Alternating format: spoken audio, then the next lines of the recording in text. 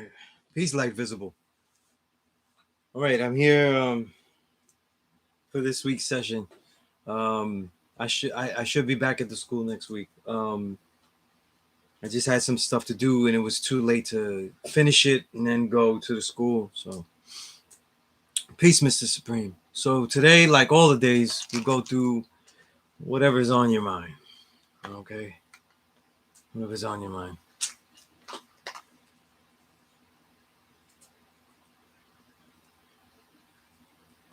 You know, I think I had a question from the last class thrown in here. Well,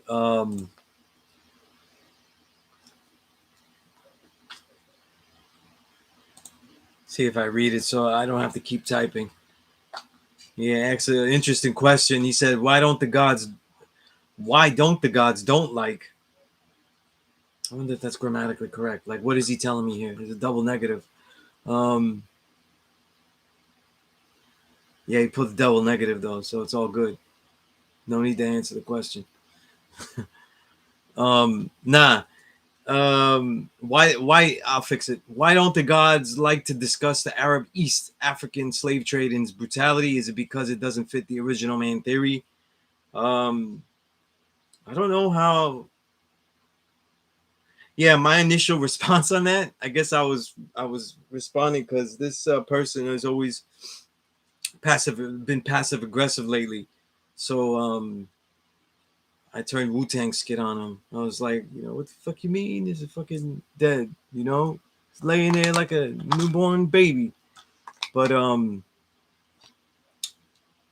is it because it doesn't fit the original man theory? But that's probably why I got annoyed. What's the theory? That the original man is the black man? How is that a theory? That's not a theory. So I don't. What are we talking about here? You know what I mean? Also this idea, he said that I'm not, I answered him and then he said, I'm not saying you don't talk about it. I'm applauding you for mentioning the situation. I didn't talk about it. I mentioned it because he mentioned it in a comment in a couple of classes ago. Whenever I bring up to dispute this diaspora, by the way, take note, he said, whenever I bring it up to dispute this diaspora unity, I mean, he's getting mad about arguments though, but he's literally saying he brings it up in a dispute. So, well, you don't want to argue. People start quoting this that doesn't. It's not a day for bad grammar. Whenever I bring it up to dispute this diasporic unity, people start quoting this that don't answer the question because they can't explain how the Arabs can be vicious toward black people without connecting it to white trickology. I know that's not a word. Yeah, I gotta tell you, I don't really know what the hell he's asking here. You know what I'm saying? I don't know how.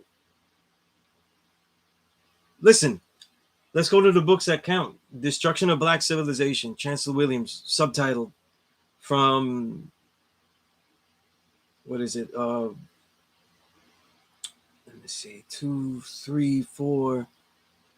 From 4,500 BCE, before Common Era, to 2000 Common Era, right? So destruction of Black civilization shows that the only way that the white man in smaller numbers could go down south from the Caucasus Mountains and conquer is if he gathered troops, gathered like minds, though, crossed them over in the mind, in the mentals, propagandized himself to develop an army, to develop supporters. That means that those supporters have to be original people. That means that when they mate and they get together, that means that they make mixed people, right? If their mindset is not right and exact, then they're also a half original people, so it doesn't ruin a theory. We're talking about half original people here, and the half original means the mindset. It doesn't mean that you're black and white. You know what I mean? It's the mindset. So, but I don't know why people want to go into disputes and then they get mad that they get disputed. Right? Is that how it goes? You go into arguments and you don't get disputed. Right? VC Realm, peace. Malik, peace. Appreciate you, Malik, in many ways. Many ways. All right. complete. Peace complete, God Allah. That's peace complete. You do things as in your own good time. All right. That's why it smells. Yo, is he dead? You know, like, yeah. At the time that I read the comment, I wasn't. You know, just recently, I'm. You know, I wasn't in the mood for that. You know what I mean? Um, is he? Is he dead? Fuck me, is he dead? This nigga ain't dead. That's that newborn fucking baby, guy.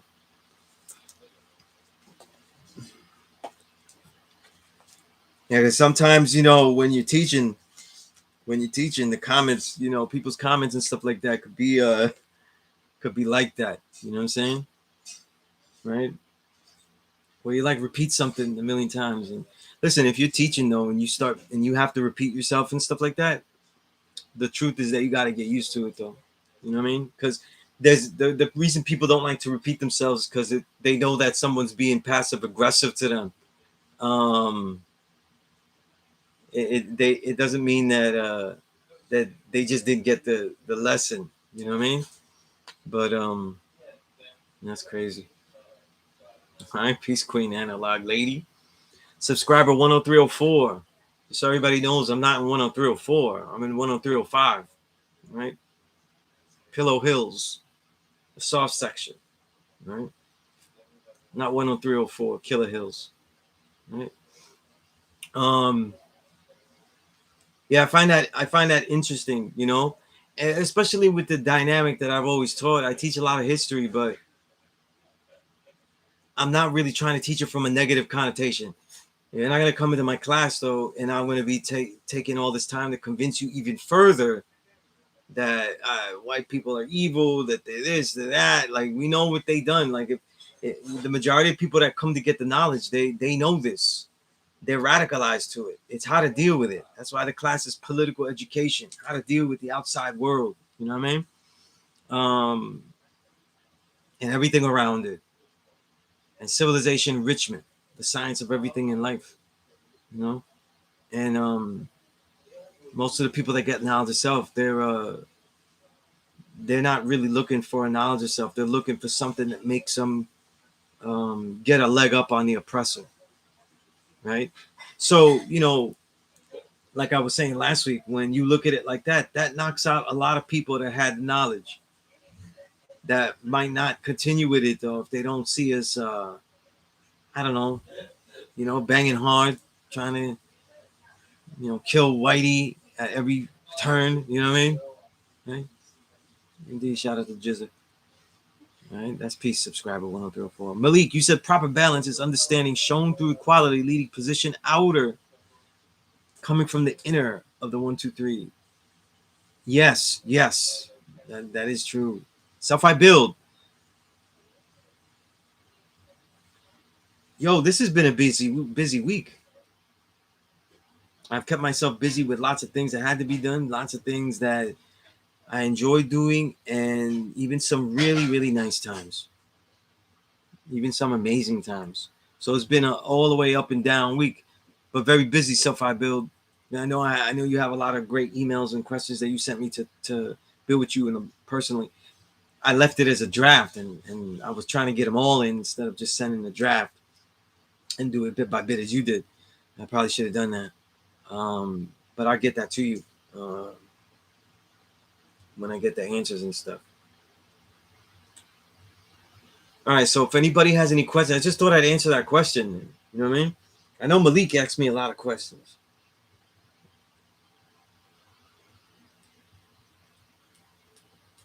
Let me see. There were questions that Malik, you asked me that I never got to, and I said I'd answer it in the next class. Um,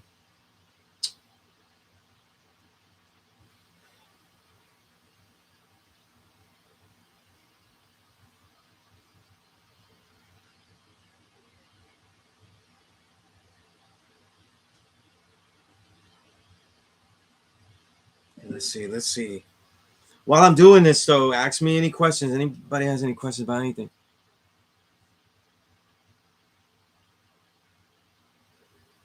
No, I met Sham God's father. It wasn't. It's not Universal Sham God. No, it's not. Yeah, it's a good question though. Like I would probably assume that. You know, it's not though.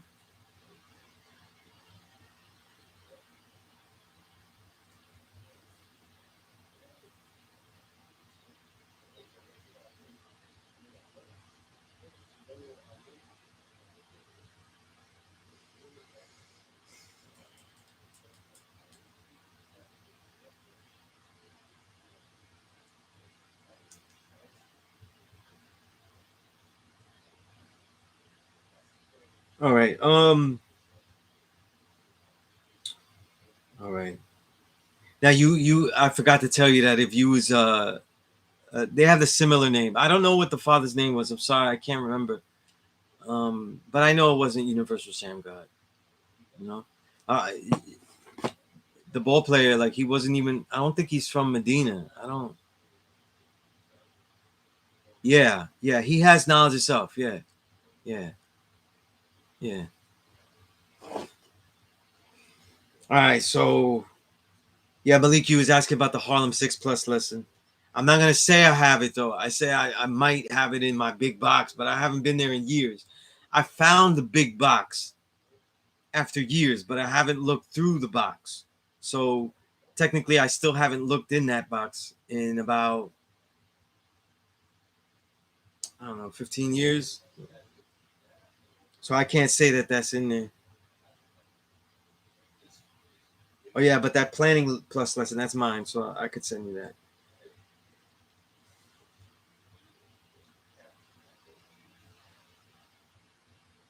You asked a question here. I don't know how to clarify. You said when Yakub said he sent them back, where was it? That's the 2,200-mile journey. So he sent them back up into the Caucasus Mountains. You know what I mean? People have plotted that. You know what I'm saying?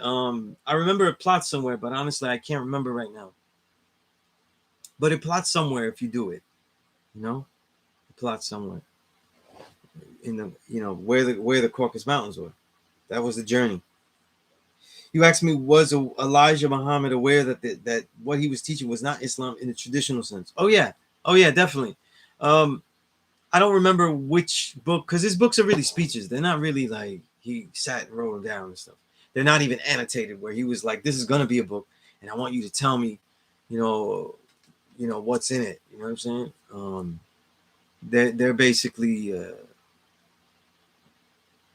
speeches that were taken down. You know what I mean? He had such a consistent rhetoric that you were able to make it though. But that's why he's also like This is a Black Man and other books are very very repetitive. You know what I mean? Very repetitive. Um, but he knew he wasn't teaching in a traditional sense because I remember a lot of books he would say like this is not what they teach out there in the East, but we are accepted in the East. Like I don't know if that was true, but that was the claims that he was making. You know what I mean? Um,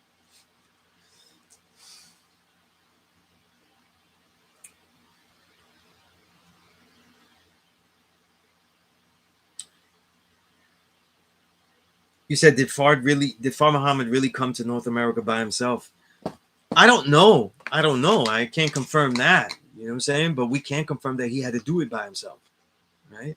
He had to do it by himself. Whatever he had to do to spread the knowledge, he started off by himself. So even if he had help, which he obviously did, he had to recruit. And Elijah Muhammad is the most famous, person that he recruited and taught, right? He had to go get his students, or in this case, his followers, right? Or both, really. Right? You said, oh, if they weren't okay, all right. As far as the other question, where did Yakub send him back? Okay, I thought you were talking about the degree where the devil was sent back, but that was by us though, not Yakub. Right, right. If they were healthy, strong, good breeders, nah, sent them back. I mean, yeah, they gone. They not here anymore. They return to the essence. You don't need them. Not healthy and strong, good breeders. We send them back. Bang, bang. Right? No way. Send them back. Yeah.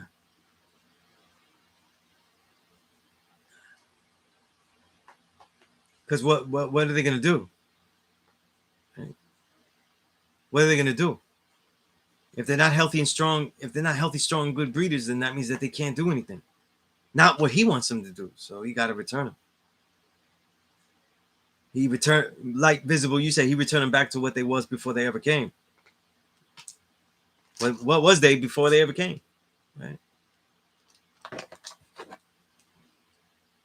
You don't get to be part of a heinous plot. You know? What is a practical way of looking at the actual facts? They're all actual. The first thing you should say is like, are they proven? How are they proven? How are they computed? Like you were asking me about how the weight of the planet Earth is computed. I think the way to see the actual facts though is not necessarily to get all crazy with it though. I used to do this all the time, especially when I got knowledge, like to try to like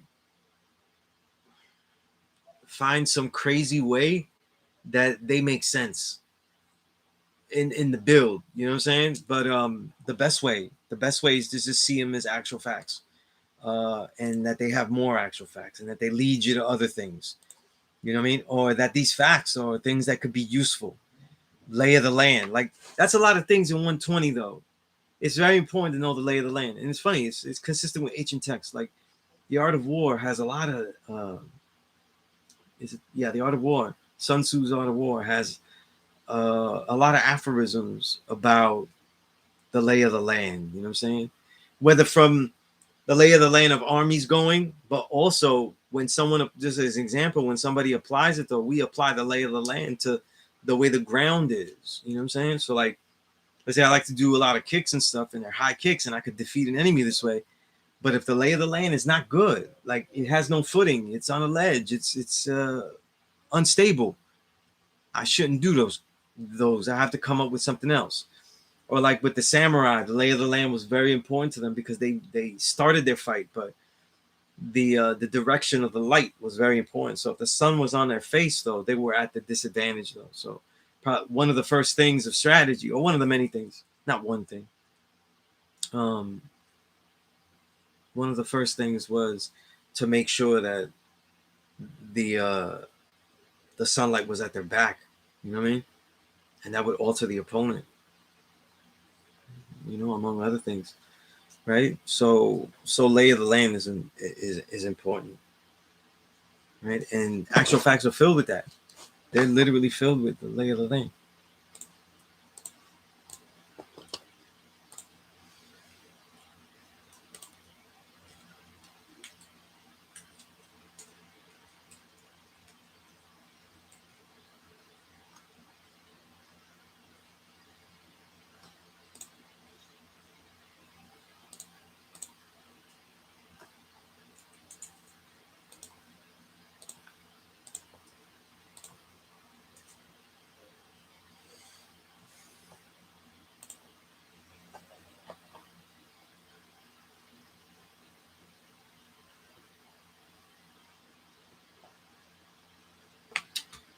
But I'm trying to see something. I don't see it. Okay.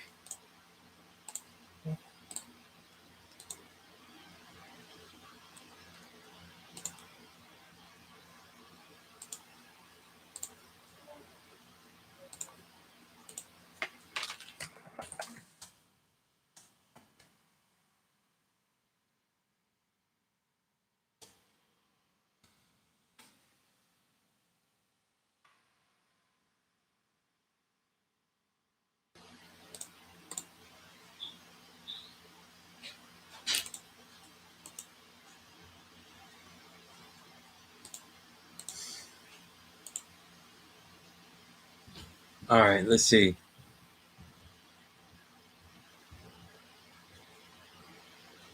The total square inches was added like very early on, and it was the gods that had to compute that. That's not from the NOI. And they computed that wrong. Okay, they computed that wrong.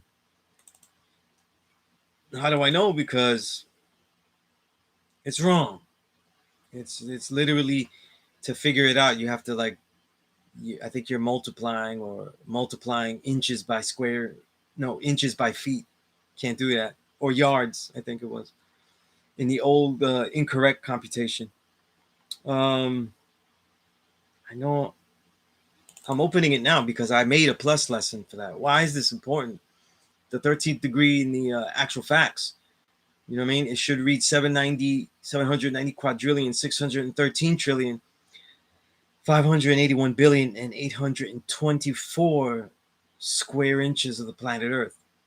The old one is wrong. The old one is 4,000. What was it? The old one? What's the incorrect one? The incorrect one is, what is it? Something like 12 billion, 12 trillion, 478 billion, 118 million, 400,000, something like that. But that's incorrect. There's no such thing as inches of the planet Earth. That's a linear. That's a linear measurement. It's not. The Earth is not it's 3-dimensional, so that doesn't work. Also, too, in this calculation for where was it though? They multiply something wrong here. I'm trying to figure it out. Yeah, they multiply the 63,360 inches is a mile, right? And they multiply that by the square inches of the planet Earth. That's not how you do it, because you cannot multiply inches by square inches. It's an assumption that they're the same. So that's wrong. You know, and in this plus lesson, if anybody's on that or they just want to see it and stuff, I don't mind sharing it. You know, I show why it's wrong and why it's changed. Why do I get to do that? Because I did it with Firstborn Prince. I was one day at the school and he literally asked me to go to him and fix some shit, as he said, that was fucked up and that I could write. So I said, okay, what's wrong? And he said, this is, and I told him, like, yo, that's wrong. Like, that's the wrong degree. So he said, well, what's the right one? And I said, we computed it here. And so we did it. And I added that in because he was fixing the actual facts. A lot of the actual facts are wrong, right? Because they got passed down wrong. God's copied them wrong, or they didn't know. And then the square inches, they just computed it wrong. Like I said, it was basic. They multiplied how many inches are in a mile by the square inches. So it's no good. It's no good. You might as well multiply feet by yards, you know, to see how much a yard you get. I don't know. It's not going to be it's not going to be any real measure. But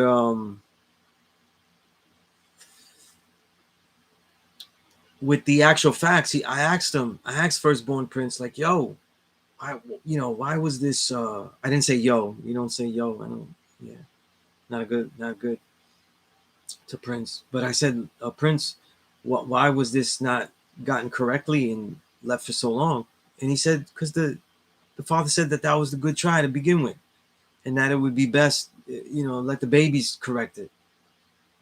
Right? So I had the correct one, so it got fixed. Because we, the gods, had fixed it.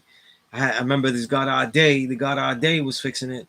He was talking about it, and I was like, oh, okay. And he showed it to me. It was the God Ade that fixed it. And in the plus lesson, I give that credit. I don't say that I came up with that. You know what I'm saying? I understand it. I teach it.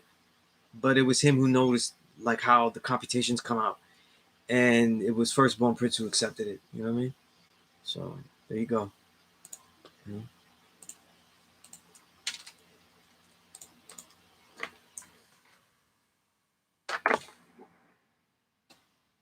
Yeah. It's a good question. Good question. I wish all the questions asked, I have like a straight plus lesson for it. I don't though. So we keep on.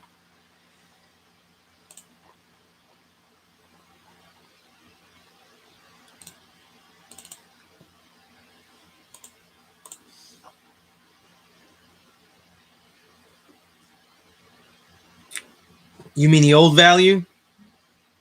Yeah, the old value is wrong though. And honestly, I gotta keep it real. I don't know what the hell it measures. Well, Malik, I would say this though. You could see the hills and mountains as metaphors of ups and downs. You know what I mean? But don't go nuts trying to metaphorize everything.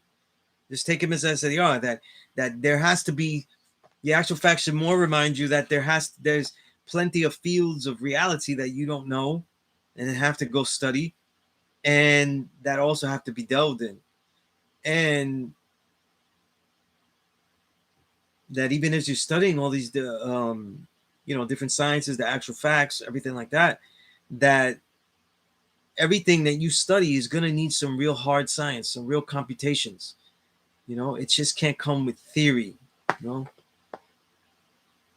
That's what they remind me of, because they're not very useful once you start learning and stuff. They're not as useful. Subscriber 10304, you said, are you familiar with William Henry Harrison, aka God Kundalini Isa Allah, RIP? His daughter Queen Harrison ran track at '08 Olympics for the 400 hurdles. I remember hearing about her, about the daughter in passing, but I didn't know him. I didn't know Kundalini. I didn't know him. I've seen him. I didn't know him though. P793.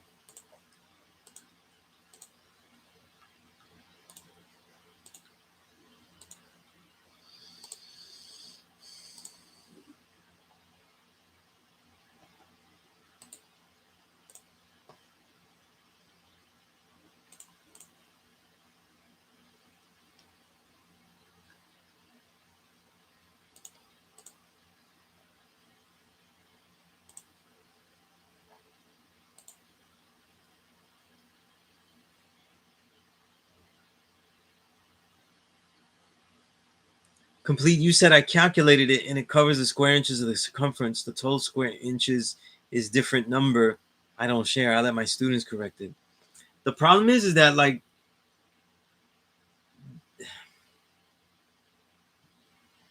I don't know if I like that pedagogy, because what you would end up doing, though, just think about this, is giving the student something that you said has to be studied to see if it's right and exact.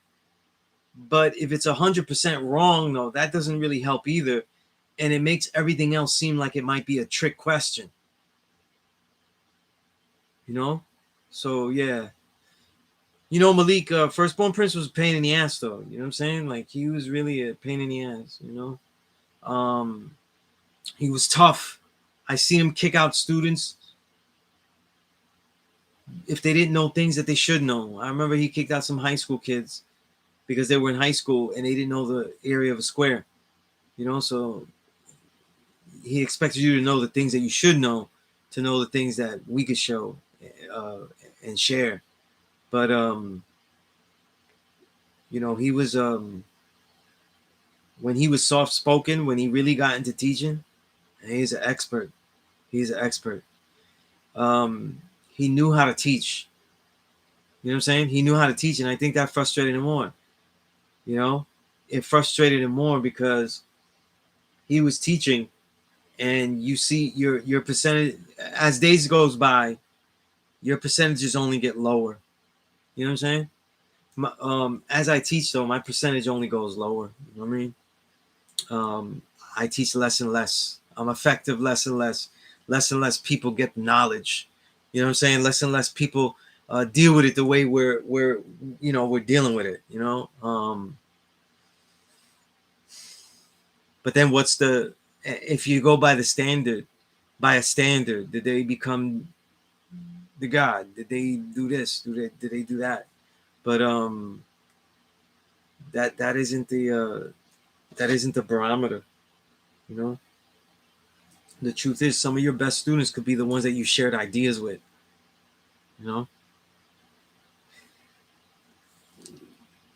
Subscriber 10304, you said, how do you feel when Jay-Z was rocking the universal flag? I don't the same as I always feel about him. You know what I'm saying? He's somebody that takes things, because he's so talented, though, he does something really successful with everything he takes. Boy, I think, wow, one sentence. Usually we take an essay to do that. But yeah, that's it. There we go. Done. This class is over. But yeah, he thought, he knew, he didn't think, he knew it was cool.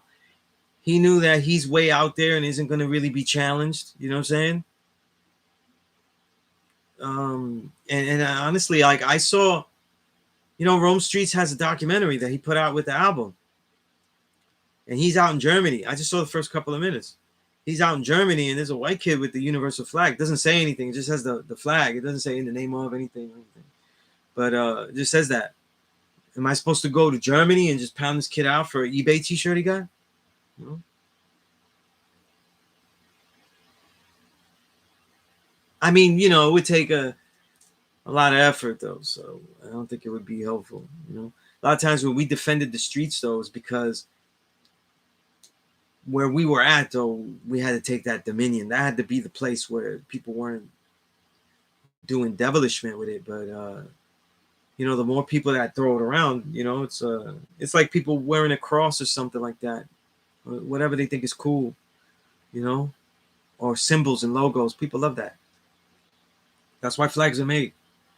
It's funny. We didn't make the flag to just tell everybody who we are, but we also made the flag to attract those who are not. So there's a give and take with that. You're gonna get what you get with that. Right? In this culture, if you can't break down a flag or know your degree, don't you deserve a severe beatdown? We don't do that. We don't do that. Like if somebody's wearing a flag and they don't know what it is and they're misrepresenting it though, we take it from them. If they don't like that, then it leads to one thing leads to another. But the main thing though is that person learns respect.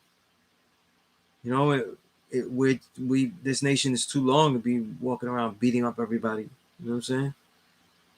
And then it's funny, seriously, like you wrote the question on there. It's not like I say, yeah, we'll go beat up people. Like seriously, like that probably gets sound bitten by a troll. Like Sunez said to go beat up people.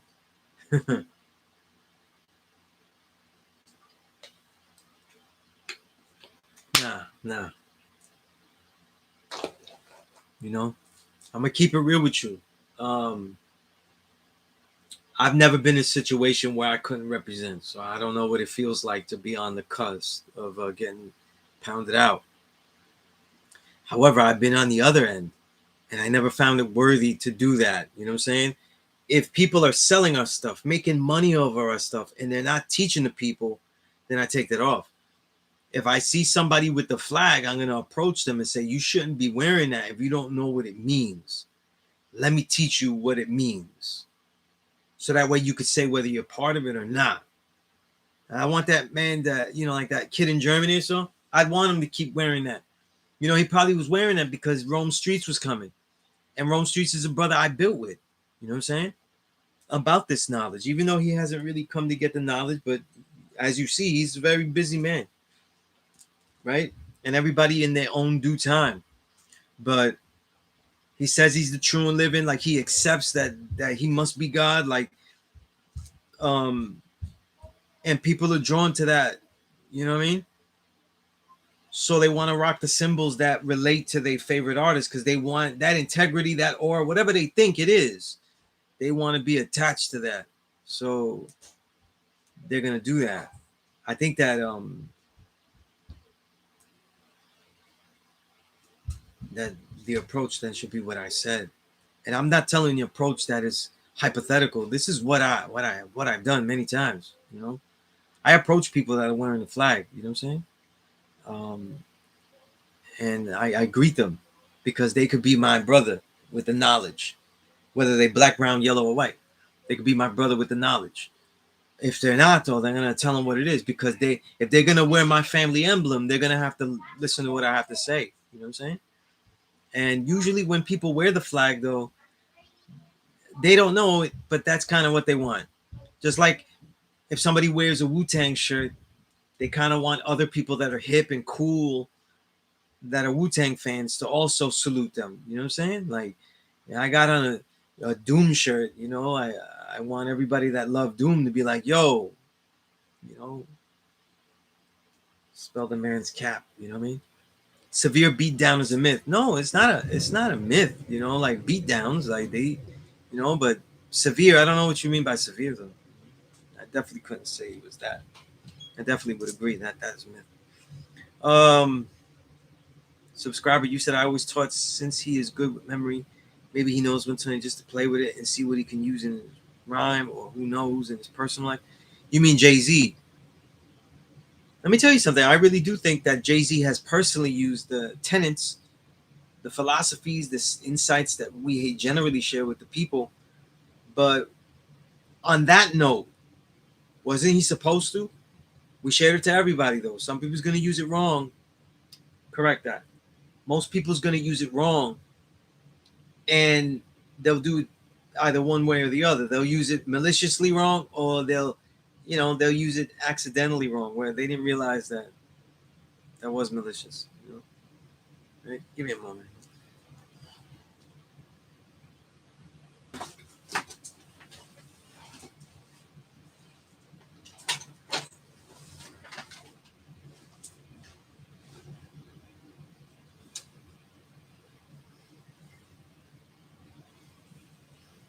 All right.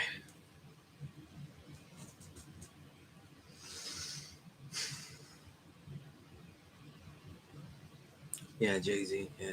Listen, I've always been critical of Jay-Z. You know what I mean? I know that he paid massive payola. You know, um, I don't think that he ever was the best. I think that his content is dreadfully low. But more so, I think that he supported. He's really been the leader in the concept of rugged individualism. You know that it's not just make money that they don't want us to make and make our own lives. It's make our lives and bloodsuck as many people as you can, though. Step over anybody, do anything. It's all about you. You know, and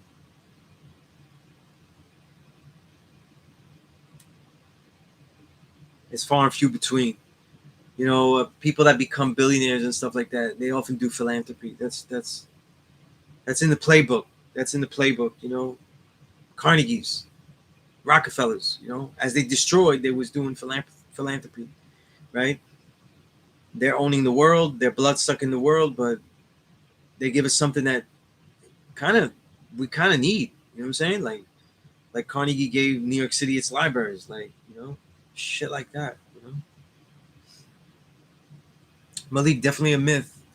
I saw someone get punched in the jaw for missing a word in a degree and saw that as pointless, and we lost a lot by beating people up. Well said, Malik. Well said, Malik. I don't think that's never been the way to teach, and it's not a right way to teach. But let me tell you something. These were young brothers in the street, and they were enforcing something that they knew to be right and exact, and they knew that they had to be sharp or it wouldn't survive. And so that's what they did, and that's what they felt had to be done to make you sharp.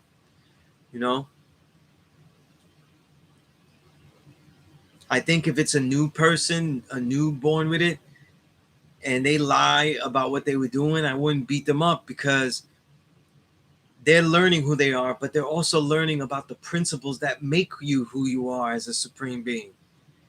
People might not know a degree, they might not be able to quote something, but what people forget is that when you get knowledge of self, you also do not know the principles and ethics and the daily ethos that make you a supreme being. They don't know that. You know what I mean? And so once they get knowledge that they're the true and living and they have to memorize stuff, it's hard to break those. You have to work. And I would never, and have never done that. I've never done that. I have I've had to remove students from class and things like that. I use the word remove, right? Because they were disrespectful, but not because they may have lied about an answer or something like that. You know what I'm saying? They become a teaching tool. Unfortunately, they become the example. But nah, I would never do that, especially in the classroom setting. No way, never. If we were out there as brothers and we were training and we're all together, we know we're in this, and we're trying to keep ourselves sharp, then you get what you get. You get what you get, because we're under certain training. We're amongst ourselves trying to become as incredible as we can with it. But not to some student though. The young student makes a lot of mistakes. Some of my greatest students, they did things that I was like, wow, that was really not on point. You know what I'm saying? That was pretty deplorable. And I learned over the years not to be so hard. I personally forgave certain students for what I thought was a breach of ethics and things like that. But they were young. And even when I got the knowledge, I was older, but a very mature older because I had been through things. By 23, I'd already been through places where my ethics as a writer, my integrity, you know what I'm saying? I already experienced like actual white people telling you to do something that is not right and exact. You know what I mean? So it could be easier. So to print lies, right? Tell lies, stealing, right? All that kind of stuff. So I had experience with that already. By the time I even got knowledge of self, experience going through it personally, but also seeing it with my eye. Most of the students that we get, white man, except for a cop, the white man's antics of oppression are really like absentee ownership, absentee land ownership. What makes a supreme being? That's a great question, Mr. Supreme, right? Because you call yourself Mr. Supreme, you ought to know that. But what makes us supreme? Well, what does supreme mean? It means most high, right? It means original. It means that all of the reality of life is within him. And then that will be defined by what? Well, the chemistry of him. And then the chemistry of him is with the what? The elements. And all the elements that it takes to create the universe is within you, right? Just like my big brother, remembered in perfection, Papa Wu, Freedom Allah used to say, right? It took me a long time to learn that. I even saw Papa Wu build about it personally. He did the extended version of the Wu-Tang skit. But everything that makes up the universe, though, is within us, though. It is within us. It is within our control.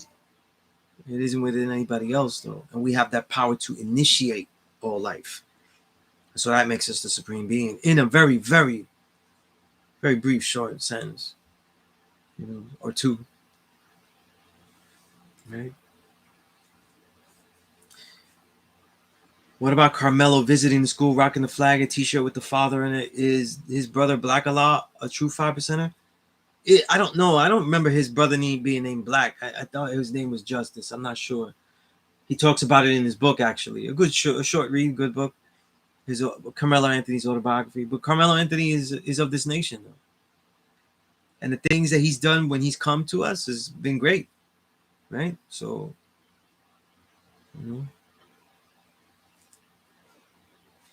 You're right, Malik. I'm gonna read down because it's right. We're civilized and shouldn't put our hands on anyone who is learning or striving to. Because Malik, they're gonna make mistakes, right? They're gonna make mistakes, and these mistakes could be seen by us as heinous, wrong, not right and exact. You know what I mean? Like, I've had students though that I don't mess with because they were like, yeah, they, like they'll. I had one student put the picture up, him at a diner, maybe with his girl or whatever, and tagging me, and he's like, "Peace God, I'm out here," and I'm like, "Yo, that's definitely pork on your table, man. That's definitely pork. What are you doing, man?" And he's like, "Yeah, but I was out and this and that." And I said, "Listen, you got to detox ASAP. You messed up." But he tried to make it. He didn't take that responsibility and say, "Listen, I really messed up. I was weak. I was not right and exact, and I got to do better." He was more like, in certain situations I might buckle, but that's 90% of the time, right? It's good enough. And I'm like, nah, that's not good enough. That's not good enough, man. And so I didn't teach him, but I didn't exile him. I said, I'm not going to build with you until you learn that lesson. So I still am teaching him. He just doesn't learn the lesson. You know what I'm saying? I might see him later. I don't remember that Zab Judah. I don't. Zab Judah doing 52 block against Mayweather. I don't remember that. Cause I'm not a big boxing enthusiast like that. I've seen fights and stuff like that. I might go with the fellas to see a fight shit. I used to watch the Mike Tyson fights when I was a kid when they would come, if we were able to watch them. I think we had, because we had cable for like a little while, and we got to see like Mike Tyson pan heads a little bit, but not really. You know what I'm saying? But Mayweather, I've seen a lot, and Mayweather, he doesn't do the 52, right? You didn't say he did the 52, but he does move Wing Chun. There's a lot of things he does that moves like Wing Chun, you know.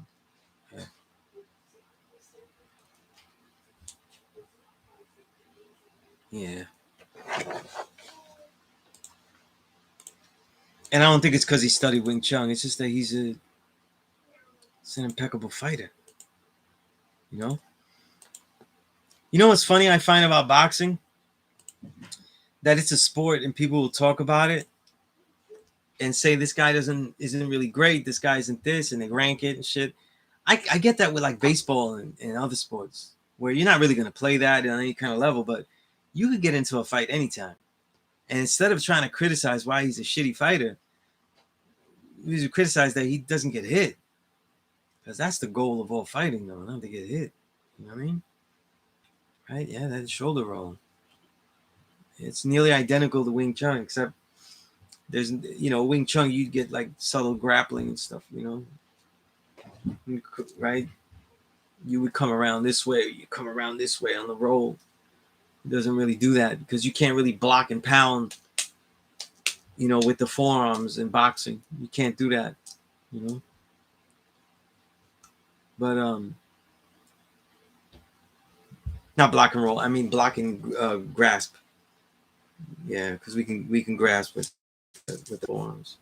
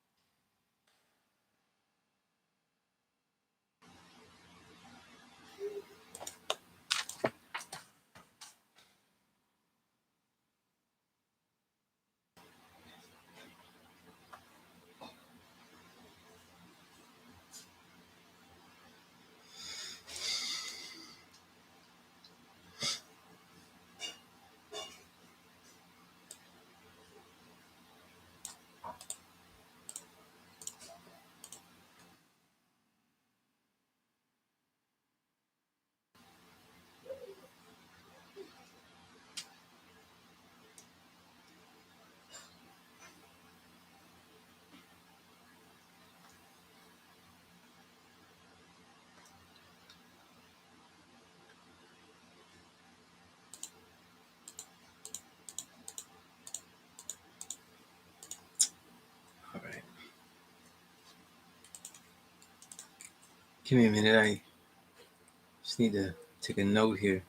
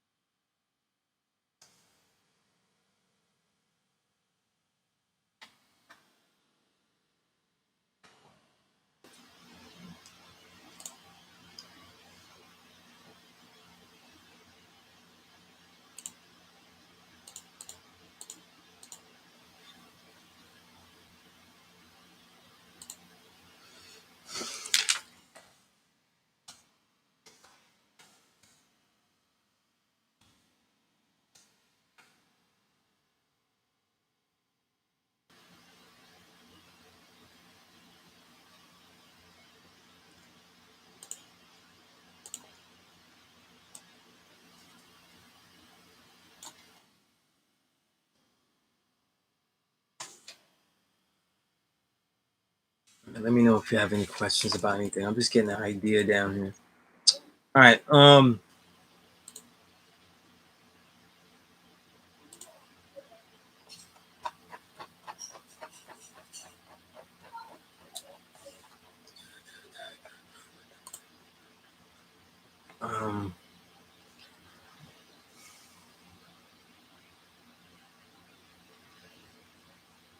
You're asking me, was Bruce Lee an inspiration to learn Wing Chun? Are you saying was Bruce Lee? I'm a little confused by the question. Are you asking me that, or asking about Bruce Lee's inspiration? That was his first art before he created Jeet Kune Do. Um, I wasn't inspired by Bruce Lee to learn Wing Chun. That's what I was taught.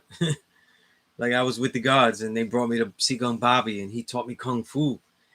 And we learned so many animal styles and so many techniques and so many forms that it all depended on who moved what. And I just learned Wing Chun as one of them. And I gravitated to it because of its simplicity and for its consistency, to allow anyone of any physical level to have success in. You know what I mean? And it's an inside fighting. And I feel like I definitely feel for myself that when I'm fighting, it's the outcome is best when I'm, as I can get. But Bruce Lee was taught, he's in the lineage of Ip Man's lineage of Wing Chun, which I am loosely in that lineage as well, because of my Qigong and his experience with his teachers who are in that lineage. And he created Jeet Kune Do as an adaptation of that in many ways. Um, I think that Jeet Kune Do just takes Wing Chun and opens it up a little bit more. So a lot of things that he does is kind of what I do, because when people see me, sometimes they might complain that it's not Wing Chun, and it's not. It's Kung Fu. Wing Chun is a core. But all of these things are Wing Chun is a core. A lot of stuff springs out of that because it's Wing Chun is everything condensed. So when you go from Wing Chun out, you're uncoiling it all. True self. Peace to the gods and earth on this day of equality of sight for see truth from Mecca Mass. Peace. I will everything within your service is getting tuned with the light. That's peace, true self. Anybody have any questions about anything? I'm gonna be here till can't remember what time I got on, but I'll be here at least 3 hours though. So how about that? I'll be here at least 3 hours. I think Malika, I got all your questions and stuff. The other questions you asked, I answered to you personally.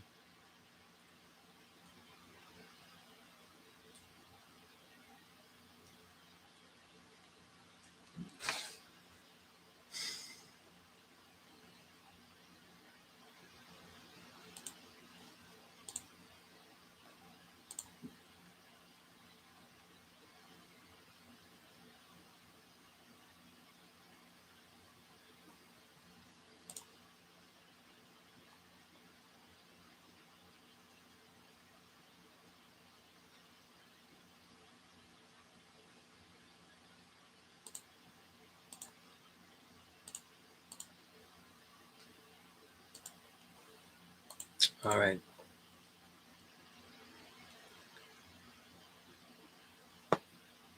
You know what? I don't know that song. I have to look it up. I have to look it up.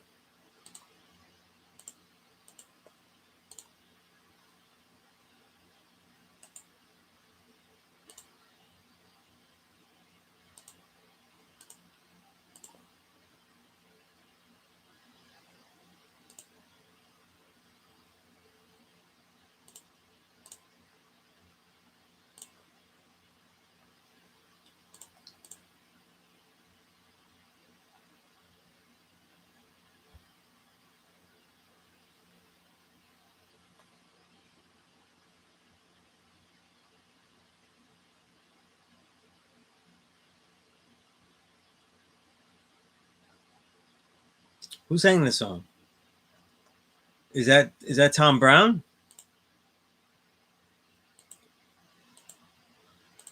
I don't know who sings it. Um, that's peace, Malik. That's peace. I'm good.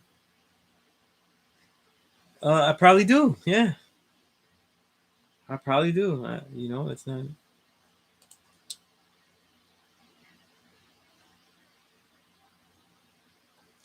Crypto, it sounds like a question that would be answered positively and everything like that, but that's a really good question. Is it possible for us in this day and age to have a true mastery of self? I think, first of all, like, we have to try to define what we think a mastery of self is before we can say if it's viable. You know what I mean? I think that one of the problems is that we have all this information, but we don't really go back too much. So we don't really read ancient texts, and instead we take on cliches. I can't tell you how many people cliche like Zen Buddhism and other things, and I'm like, that ain't what the text says. That's not what they're talking about. You know what I mean? Yeah, if it's Tom Brown, I don't think they say that. I don't think they say that in there. It might have sounded like it though. Because I know a lot of the elders and they never noted that song. You know?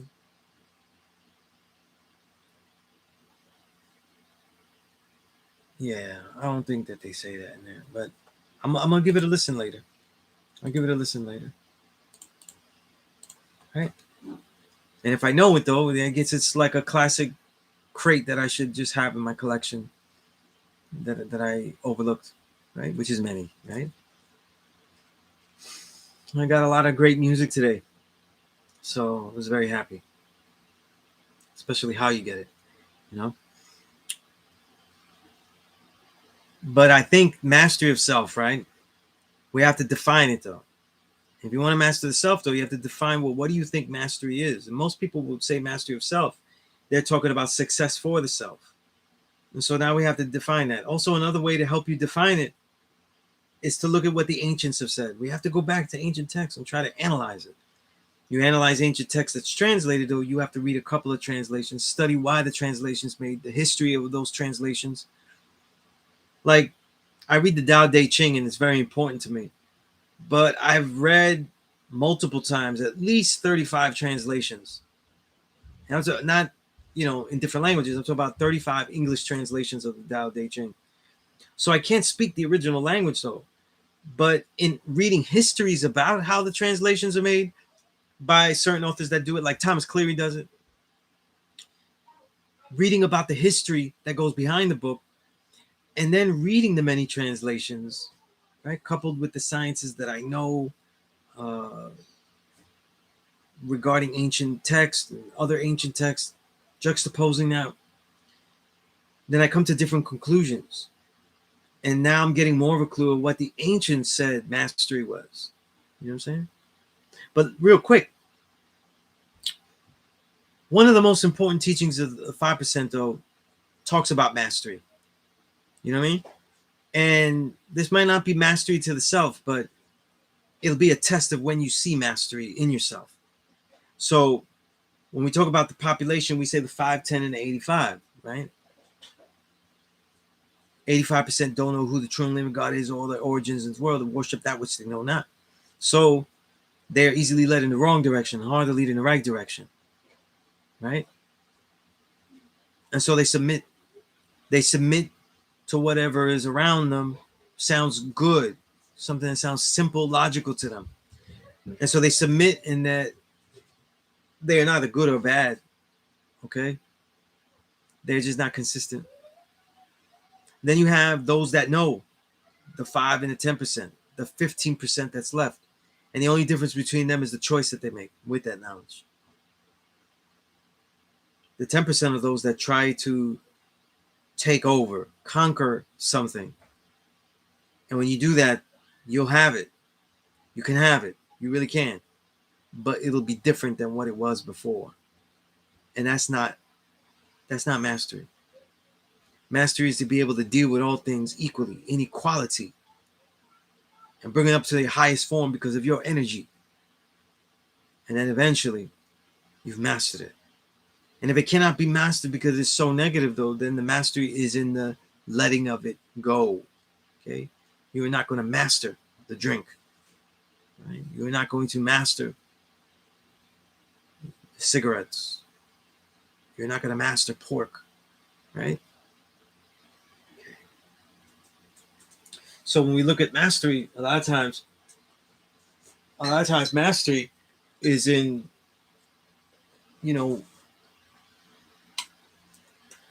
the success of how you deal with things And when you learn that mastery of the outer environment, you start to master your inner environment by learning more and more about it.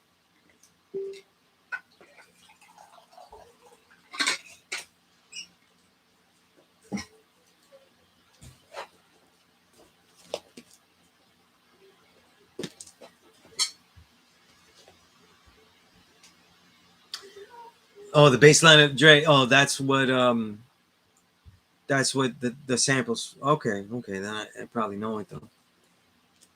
You know.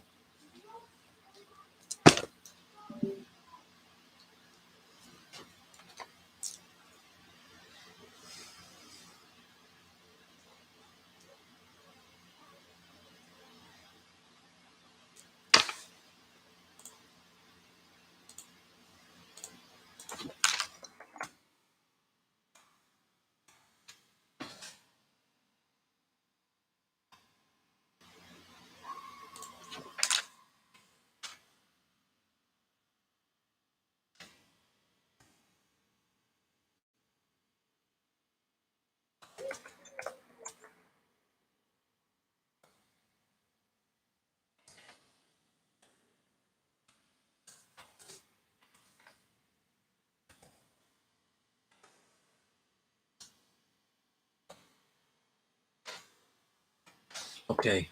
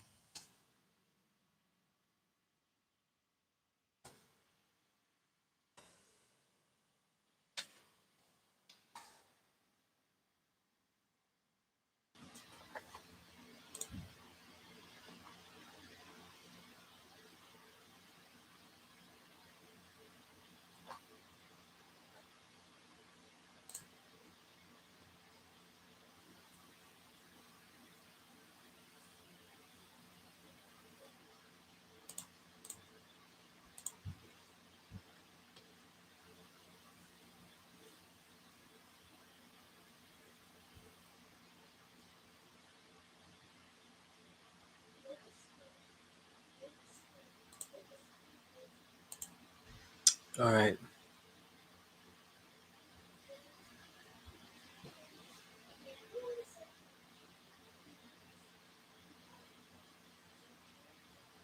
That I remember. GQ. Yeah, yeah. Um, I don't know all the history. A lot of early 5% music history. I don't know. I don't remember off the top of my head though. You know, I know. You know, I know gods that know that history though well. You know what I mean? My history starts from the times that I was there. You know what I'm saying?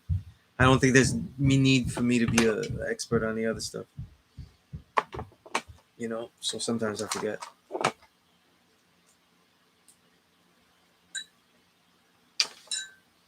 All right, tell me, what's equality? What's equality?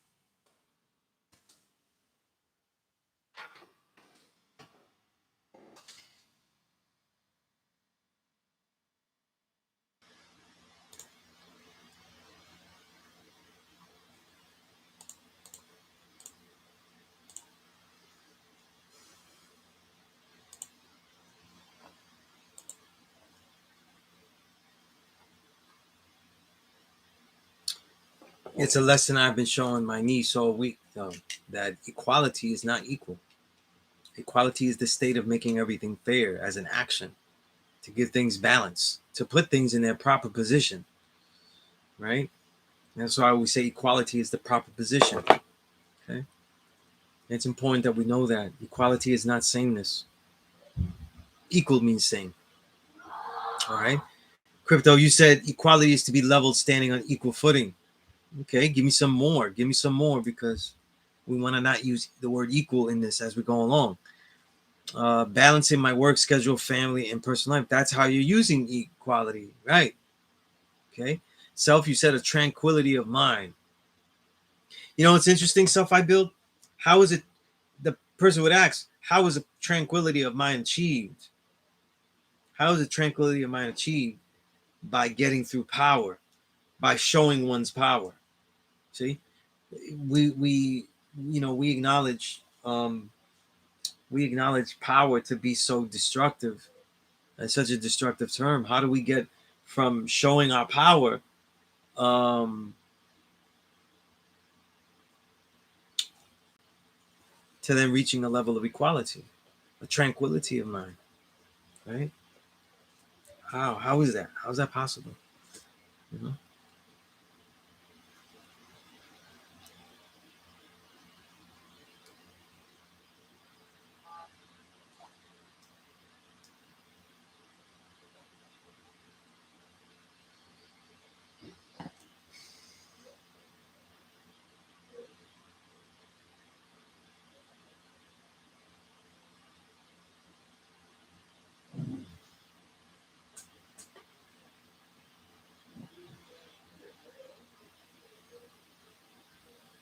Very good question, Ahmad. Very good question.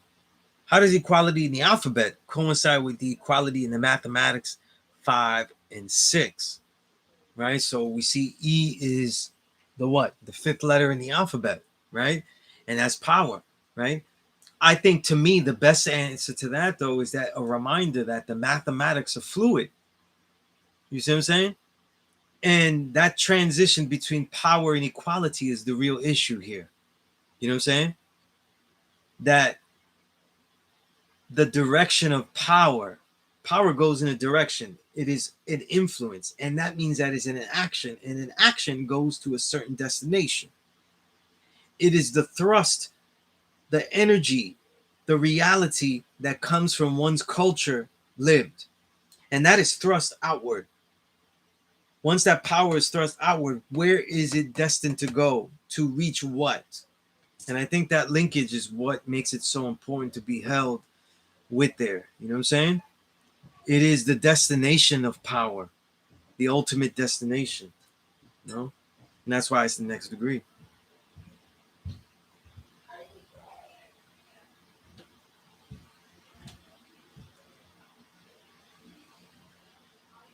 Okay. Okay, seven. Yeah. 7 I gotta hear the song again. I gotta hear the song. I don't know. I see. Peace, God. Peace, God. I see that. Equality is the measurement of exchange between two or more people. The measurement of exchange. I've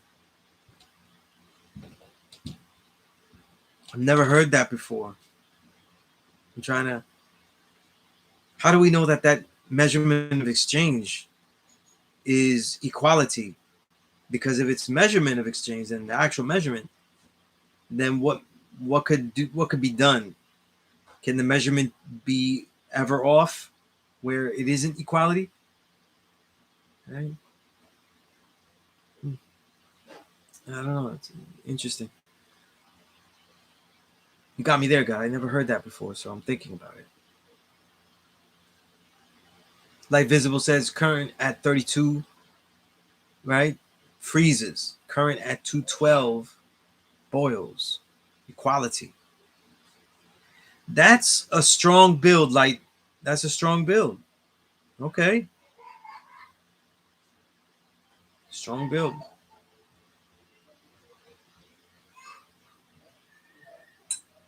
Putting some science into that.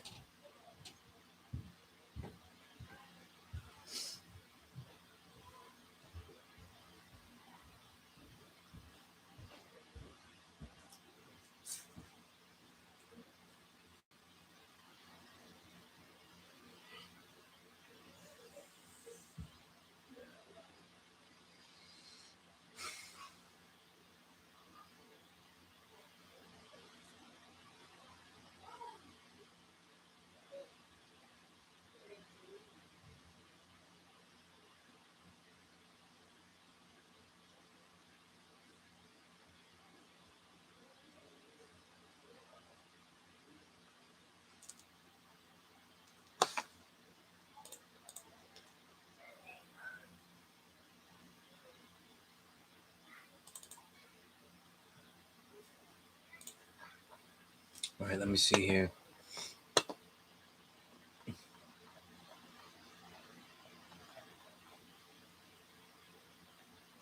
Again, let me read you what I've always said about equality, what I write in my plus lesson that I give out to all you students, that when we build proper position balance, the outer expression of understanding peak with one's equality, when one is now in the proper position to see the validity and complete reality of one's idea. It is here where one's lived understanding has powerfully placed one in a position to see anew with balance and temperament.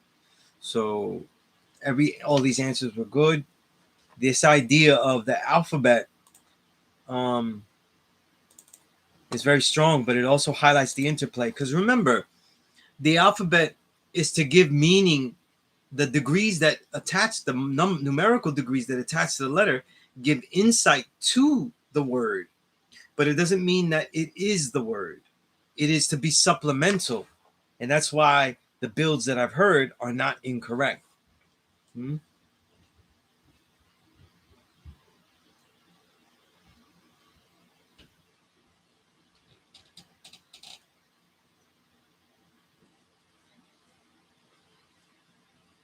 And as I said, it's one's culture through power that provokes equality. You know what I mean? So I always felt that equality in the alphabet is really about studying those transitions between degrees, right? Remember, like I always say, 1 through 9 and add on a cipher, they're not separate. They're not separate concepts. They're together. They're together. All right. So the build is always one. It's always one. It's always 1 and 0. That which is and that which continues allows it to continue to be the vessel, right? And so it's always one thing. It's not one, then two, then three. It doesn't go like that. We learn it that way. We break it down, right? We break it down, right? That's why it says break it down. We actually break it into parts that are not actually how they work, but we build it back up. We break it down to build it up, right?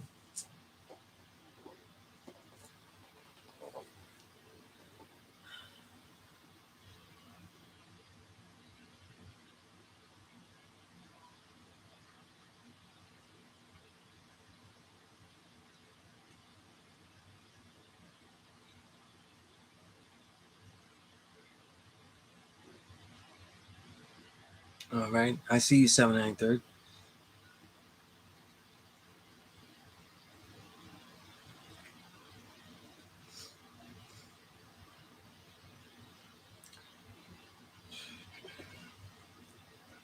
Subscriber, I've been around a long time and it really sounds like you're doing research to write about this nation as opposed to learning this knowledge for yourself. You could say no to it and all that, but I've been around too many that write about it. You know, um, it's just very interesting the way that you ask questions here. I don't mind them. I'm just saying what I've seen. Self I build. You said the tranquility once attained can be fleeting if one is not mindful. However, the continual self awareness of the inherent powers within will propel one back towards that harmony and then beyond. I see it. Okay, okay, I see you. Measurement is determined by those who share in the equality. Okay, okay, I get that. Yeah.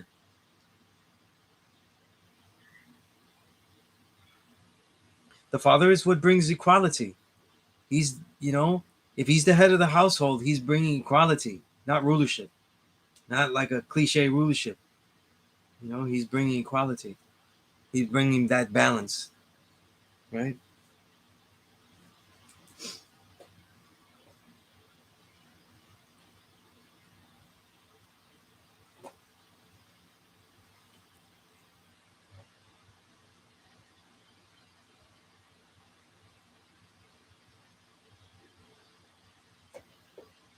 All right, all right.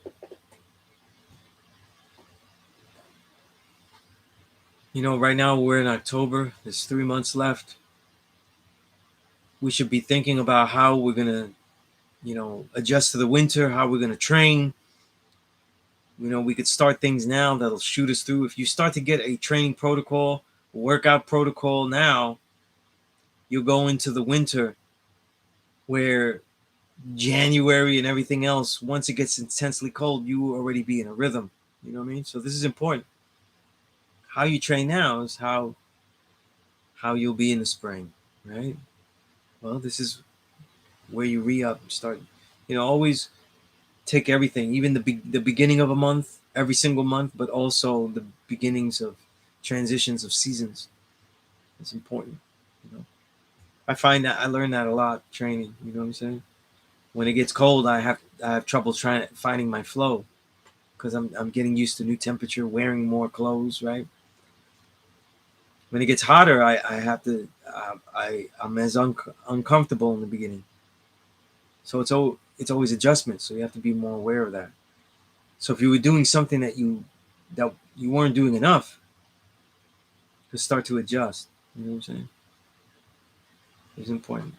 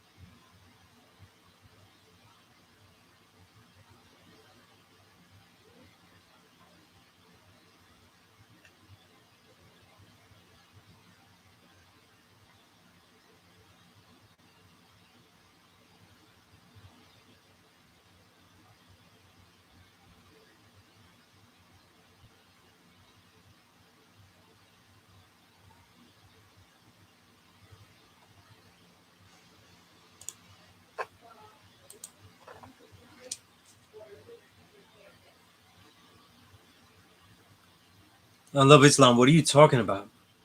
What are you talking about? Video of God body names on it. What does that even mean? Like, I don't. Is there a list of God body names? Like, is this real people or just like a baby book where you get names and shit? Like, I don't know what we're talking about here.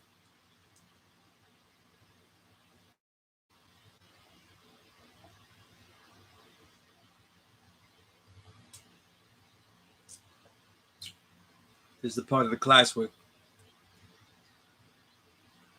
Okay, be more detailed. A list of what? Like, I don't know what you're talking about. You know what I mean?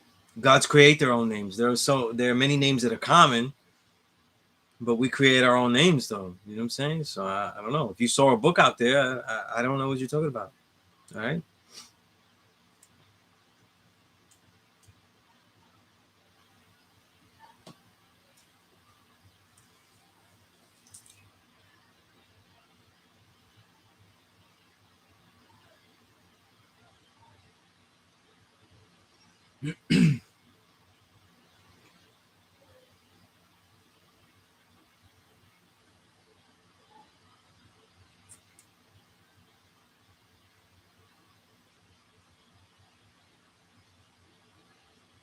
That's right. A father measures what is needed and gives according. That's equality. That's equality. Right. You know, if that's really like really powerful here, this idea of measurement within the concept of equality.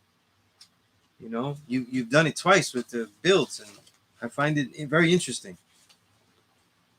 Very interesting, enlightening.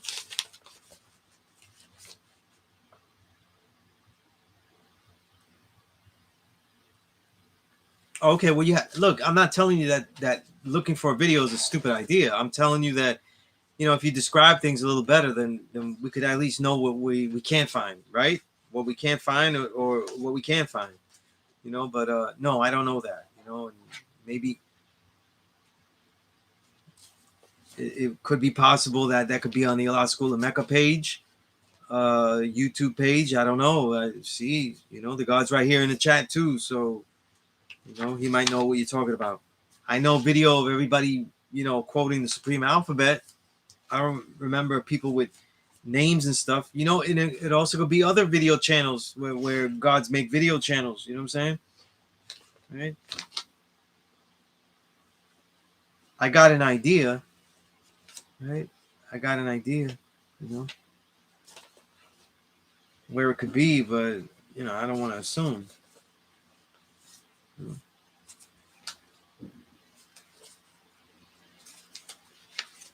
And if you saw the video on YouTube, you probably have it still in your history, right? That's also another thing. You might have it in your own history of videos watched. You know what I mean?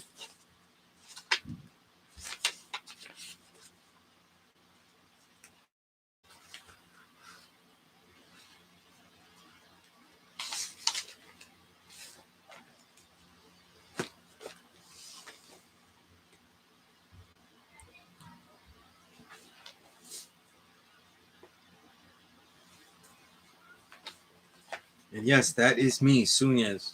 I am Sunez, the teacher of this class. Yes. Right? Am I in the video? I mean, there's only one universe. There's only one Sunez Allah.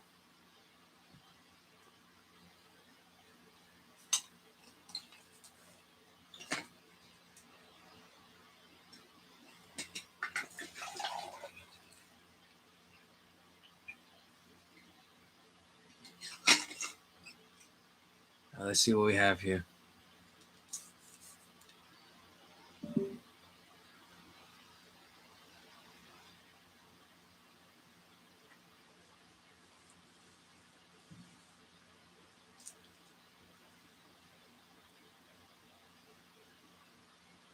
That's a good question. I couldn't answer that, though. I'd have to do more research myself on the question. I'm not very familiar with the details of the North Star and the orientation of it. It's a good question, though. Right? I see, God. You said equality means to have the same rights as the higher ups, publicly and privately. When I took the bill to apply it to a societal constraint, not constraint, societal reality, and I don't know. I don't know if I agree with that. I see. I don't know if I agree with that. You know, um, I think this when you have a society, let's say the society is righteous, and there are people that are the best knowers in situations, and so they lead. They actually have different rights. You know what I'm saying? Like for example, they have the right of way. In other words, they have the right to continue to do what they're doing, though, because they know it's going to lead in the proper direction. Whereas they may have to do something that may not be understood. Whereas not every citizen in society can be allowed to do that without showing improvement. But someone that is leading, someone that has a showed improvement, though, they actually are often expected to do certain things under their trust, under their confidence and stuff. And it sounds like theory to me, though, but we're talking about society and building society and that leadership. You know what I mean? There are a lot of things, for example, that the father knew. He was seen as the best knower.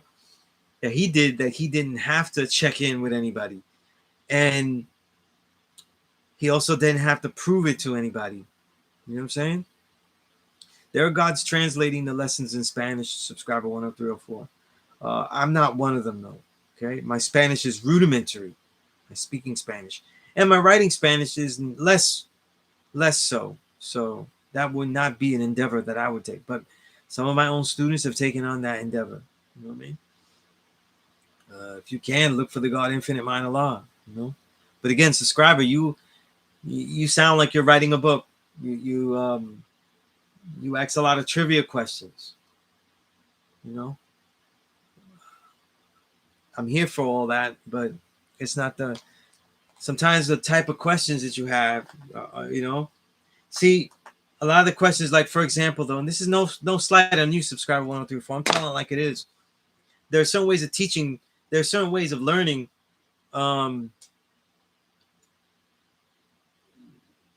It's fine, though.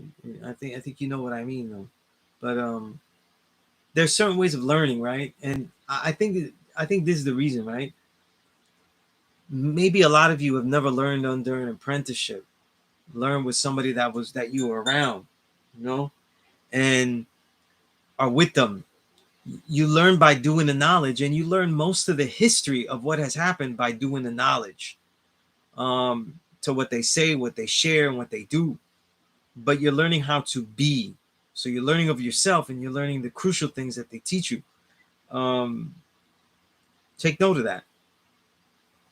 You know, people like me, people like Inf that is running the Allah School in Mecca page, but like, you know, with some of the last gods that was around with the older gods. You know what I'm saying? People like Inf Mecca has documented so much of it, but there's so much of it, though, that is different when you get it firsthand.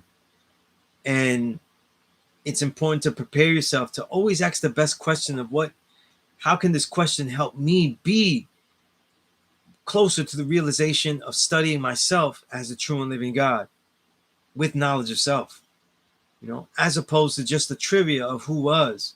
Because in the end of the day, though, just throwing out things, it doesn't really matter if killer sin is in the nation. It doesn't matter if what we, you know, the details, the exact details of Rizza, you know.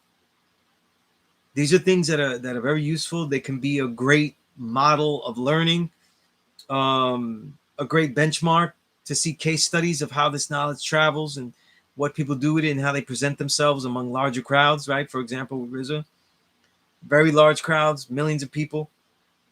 But in essence, though, you're here to learn about yourself. You know what I'm saying? I see more of the world in your questions than yourself. And that's why I say that, right?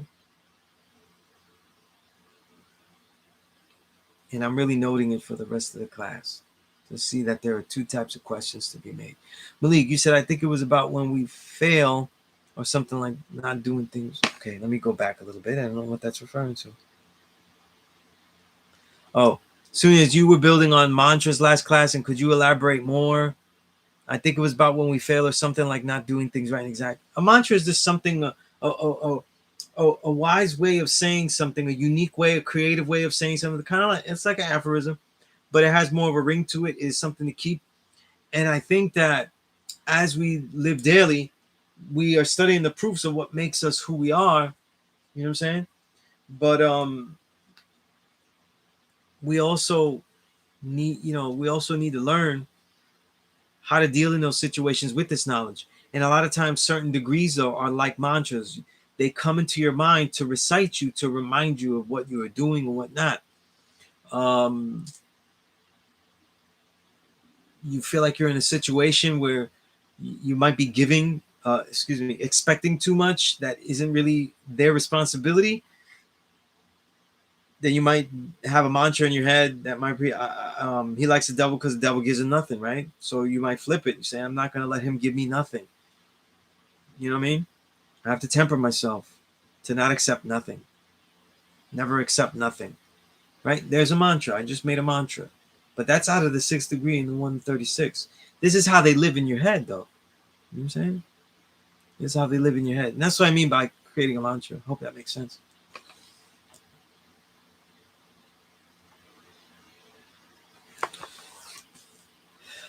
Equality means having the same amount of time to perform a task alongside others and being the cream that rises to the top of them all. I see what you're getting at, though, but I don't think equality doesn't have anything to do with sameness, though. You know what I'm saying? Like, I train and I write regularly, but there are certain writing assignments that don't take as long as the training assignment.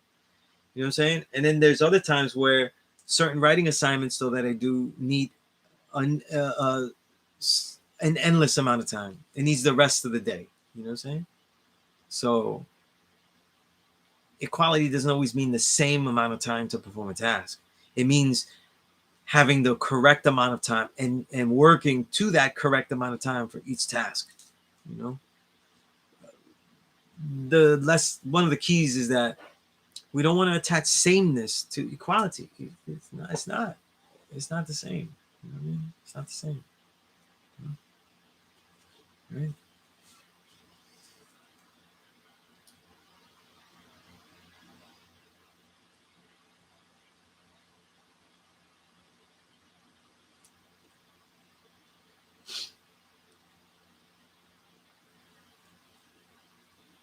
Supreme, you right on with me. Equality is not identical. Crypto, you said equality could also mean to resolve or define the resolution.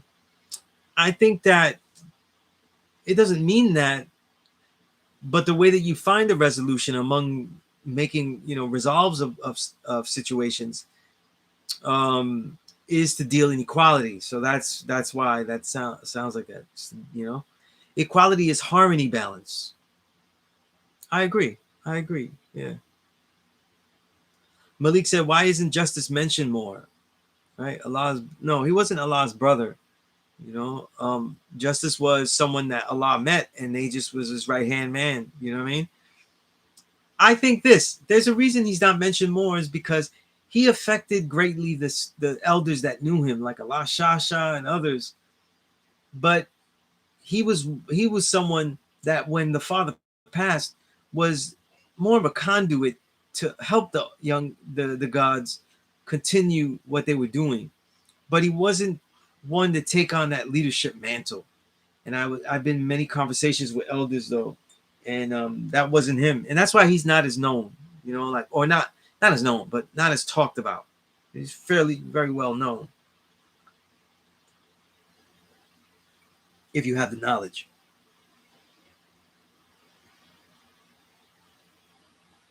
I'm drinking this jasmine green tea. It's nice. I haven't had jasmine in a while. Somebody reminded me teas today, so I said, let me try one of the teas I haven't drank in a while. Always reminds me of Kung Fu.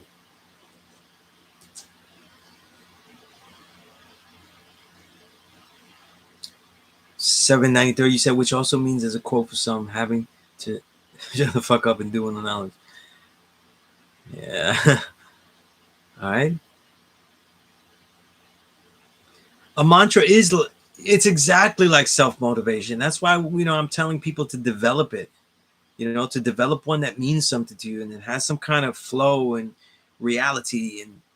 And the only requisite is that it's true and that it is catchy and that you recall it in the right situation. But it's also a great literary exercise to develop them. Like, one of the things that we don't do, and I keep telling students to do, this is mandatory to me. When you deal with supreme mathematics, you have to develop your principles. That's what they're there for, to know certain situations and what you'll do in certain situations. And they should be memorized, because then that's why when you go outside, they're on recall. This is happening here though, and I recall this degree. This is happening here, and I recall this degree. You see, that's why we're doing that. Malik, you said, what would be a practical way to look at the cream of the planet Earth? You know, some people, even in my own classroom, they give these long, discombobulated, poetic, you know, overly poetic answers and stuff about cream of the planet Earth, like it's a real thing.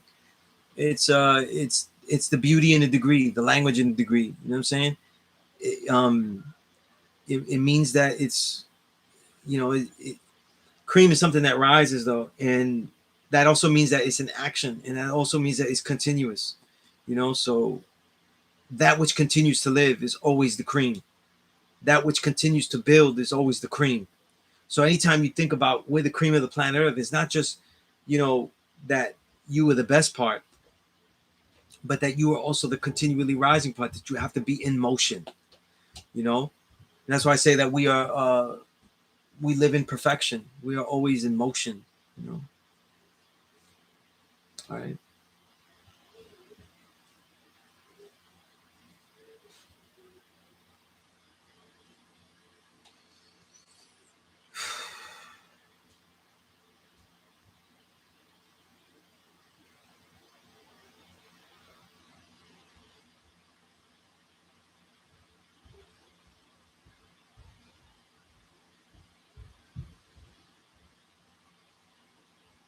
All right.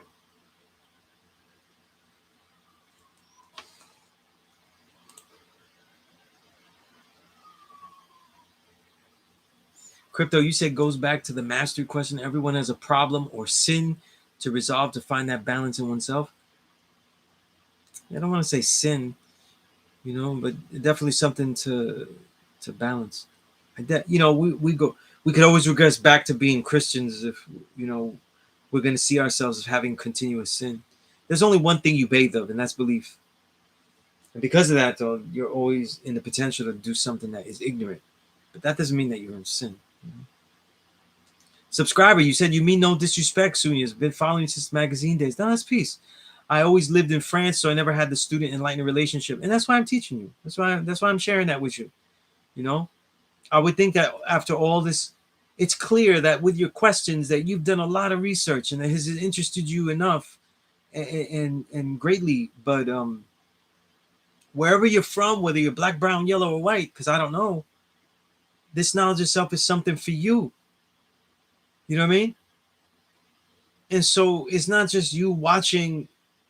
It's not you watching like I watch the Mets and I'm amazed at Lindor or think Pete Alonso has great power and Jacob deGrom's pitching and Edwin Diaz is, you know, striking out people. Like I'm looking at things from the outside and I don't have any plans of trying to do any of that stuff. You know what I mean? It's not for me. And I know it's not for me, so it's not. But this is not the case. You know what I'm saying? This is not the case. So, but it's up to you. You know, if you have these questions and stuff like that, I sincerely answer. I just know, you know, I say this as an example for the whole class. You know what I'm saying? Sometimes we have to be taught about the nature of our questions and what style of questioning we're using. You know what I mean? So that's important too. You know, take note of all that.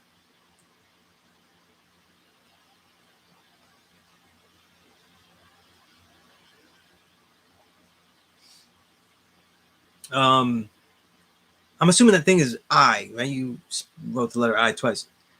You like you dealt with equality with your students, and some took off and some stayed stagnant.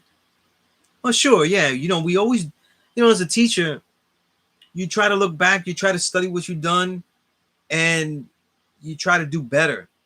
You know what I'm saying? It doesn't mean that every student will be reached. You know what I mean? And it's not. Sometimes, with this case, a lot of it has to do with the actual curriculum, knowledge itself. It's not easy. It's not easy. So, you know, he said, "Can you pinpoint who were better students?" I wouldn't want to say that. It's not like I would never name people or anything like that, or even describe to a detail what makes a bad student, because I actually might describe somebody. But to learn the knowledge itself, one has to be daring.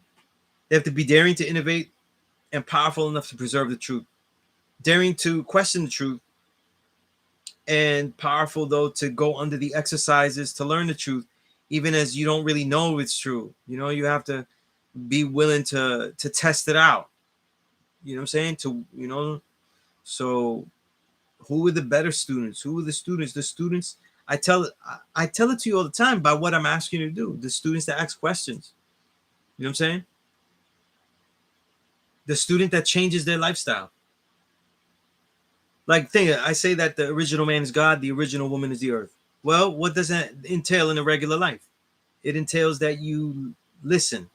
It entails that you spend time reading, writing, just because you're gonna read, just because, and that's difficult. You know what I'm saying? That's difficult. And it's even difficult for me. Like, I'll give you an example. I have so many things that I want to write at the end of the year that now I haven't been able to read. And I can't go back to reading because I got too much. I got that one project I have to finish. Right. So now reading is a difficulty. You know what I'm saying? So under any circumstance, something that is right and exact could become difficult. It's how you persevere. It's what you are made of. It's your mettle, mettle. You know what I mean? But the better students are always the one that they don't rush through things. They carefully do the knowledge. They carefully see how are they going to change their lifestyle to make it better bit by bit, as opposed to one fell swoop. When people look at me, I didn't do anything in one fell swoop. It's just that when I went to the nation, I already knew what was going to make me better at things, and they align with many things that the guys taught. So it seemed like I learned fast, but a lot of stuff I already did. You know what I'm saying? I didn't eat pork. I was already a voracious reader. So that makes me ready to memorize. I was already a writer, so it made easier to memorize as well. Lessons. I was gifted at teaching before, and now I had a place to apply it. That's all. And once I got knowledge of self, I realized the immensity that this could become, and I continued. Right? That's it. Right? It isn't that, it isn't that difficult.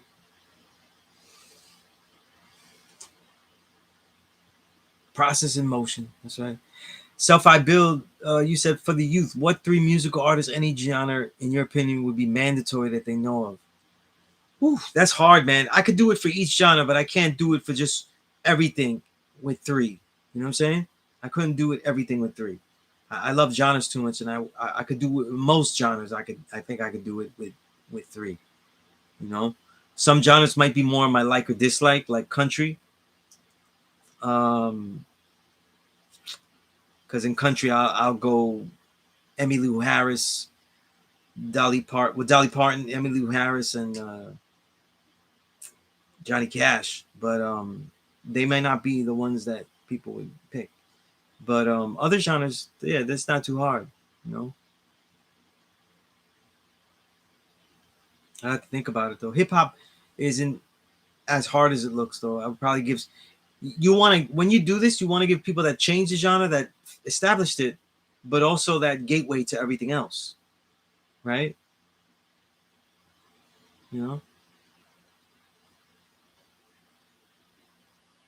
So let's say in hip hop, and it's only because it spans a whole bunch of years, you're going to pick something from the 80s and 90s. I would definitely say, if I could pick, I wouldn't pick 3, I'd pick 4, because I have a Mount Rushmore. So I'd probably pick, no, let's challenge myself, because my Mount Rushmore has 4, but I would pick 3, because you'd get to the 4th guy with those. I would pick Rakim, Karis one, and Public Enemy, Chuck D. I think that if you study them, you would branch backwards and forwards to everybody. So that's the thing. You want to go backwards and forwards. If it was jazz, I would say Duke, Miles Davis, and I would say John Coltrane, because you go back and forward with all of that. You say, what about because I think in jazz you have the beautiful singers, the legends, the Billy, my holy trinity, Billy, Billy, Billy Ella and Sarah Vaughan, right? And then my other two favorites, Carmen McRae, Nancy Wilson, no, and Dina Washington. I love those are my favorite six. But if you took Duke, you would get back to Ella. If you got to Ella, you would get back to Billy. If you took Miles, you would get to almost every single great musician after him, especially since he had most of them in his band. If you took Coltrane, you get the progression and the progressiveness of avant-garde, and you go everywhere else. So with Miles, you have all the genres. With Duke, you get back to all the roots. So it'd be Duke, Miles, and Coltrane. And with Miles, you also would get the major goats I'd be missing, Dizzy and Bird, because he started with Dizzy and Bird. And Miles's music is a slowing down of what they were doing. So you get everything, Subscriber, what I'm learning is that you're the original man. You know what I'm saying? So it's up to you. You could always ask all these questions, though. But I'd like you to email me. And if you're interested, and we build about why you're the true and living God. Why are you, of that lineage? If you decide to, that you talk about all these people.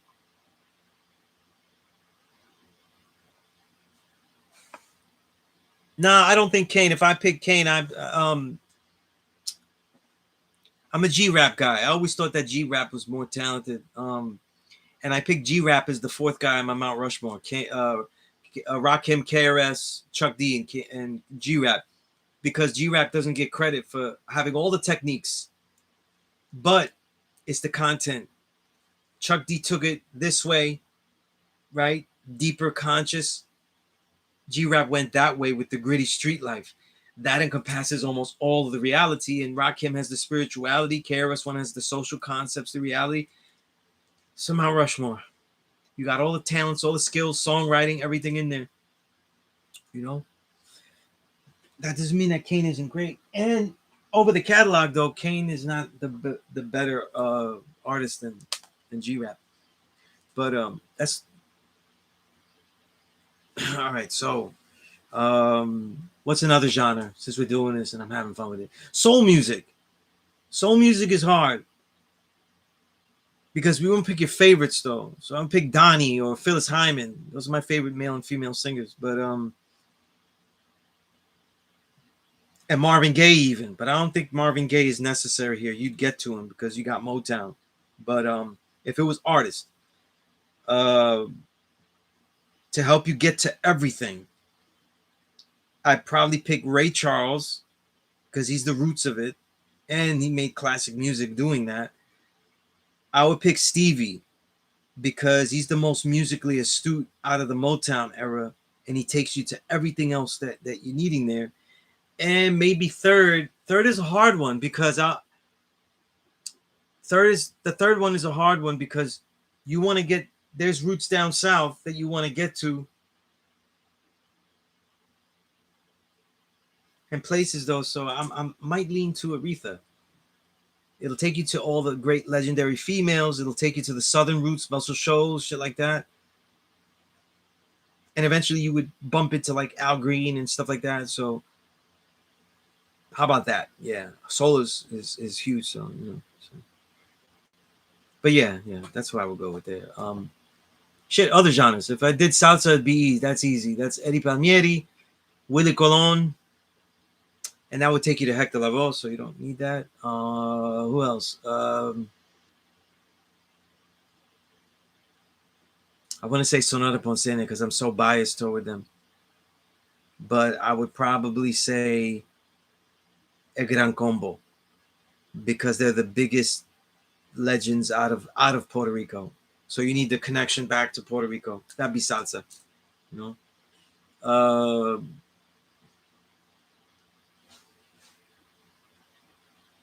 Reggae is harder because I think you have to break it up into the developing genres. Like you got to do ska, rock steady, you know what I mean? and I'm really more of a roots person. You know, Bob Marley, Black Uhuru, Burning Spear, Culture. You know what I'm saying? Those are my groups. You know what I mean? If you're doing roots and stuff, you know, Bunny Wailer. Right? It's a lot of people though. It's not easy to do with all the genres though. I can't believe that it was easier for me to do jazz than it was for other genres though. And jazz is bigger. Jazz is bigger, you know. But it's you're doing it by the subgenre, so it becomes easier. All right, I'll stop there with that. There's so many other genres that might take me too long to do it though. Especially when I get to others like merengue and others would be much harder for me.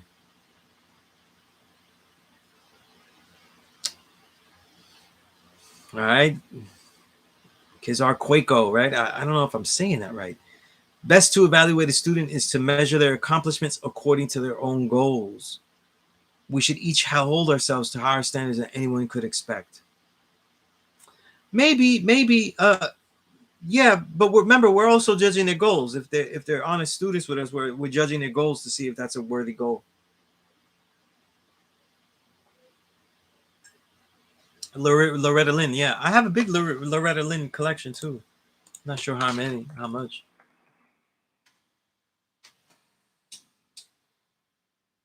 Let's see, yeah, I have a lot of Loretta. I have about, I don't know. Let's see here. It's big too. 1, 2, 3, 4, 5, 6, 7, 8, 9, 10, 11. About 11 albums. You know, a lot of good stuff she made too. Beautiful voice. I've always been into the female country singers, but the male country singers not so much.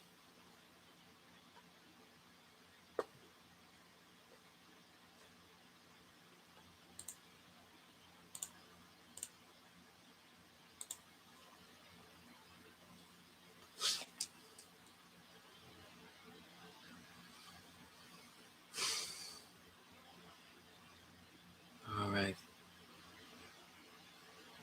All right. So if I build, definitely taking notes. Broke out the heaviest hitters. All right.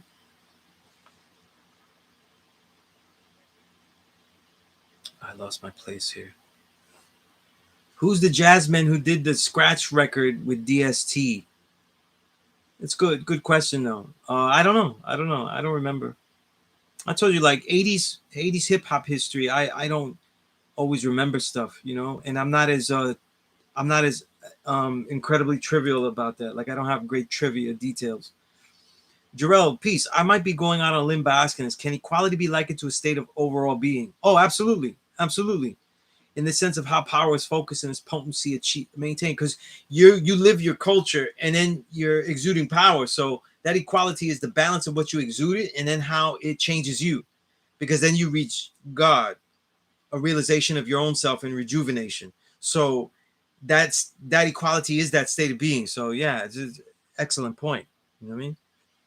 Crypto, yeah. Rakim is definitely a GOAT candidate. You know, I always flip flop between him and KRS One, but I don't argue anymore about any of that. Jarrell, as far as physiological manifestations of health, could we say that equality is a state of homeostasis? In a lot of ways, I would have to say yes. Yeah, you know, I couldn't see like a situation where that wouldn't be relevant. So yeah, I would say that. You know, yeah, G rap is too much. Ahmad, I have an essay on a PDF called Changing the Narrative. I will email you this. I hope you have time to read it. It's for my English class. Is this something that you wrote? If it's something you wrote, I would love to read it. I love reading things that you students write. You know what I mean? And so is Curtis and Al Green. I tell you something, you know, I love those are some of the first soul singers I collected. You know what I'm saying? And again, the list isn't my favorite. Isn't supposed to be my favorite. It's supposed to be what would allow the person to get to everything. You know what I'm saying? So if I said my favorite is Phyllis Hyman. But if you study her, you may not branch off to everything else. You know, so that's all. You know, when you when you're studying music, that's when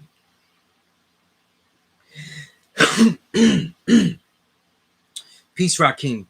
793. Did you peep or could you stomach the role Mark Anthony played in his interpretation of that flick with his ex at the time? Oh, on Hector Lavoe.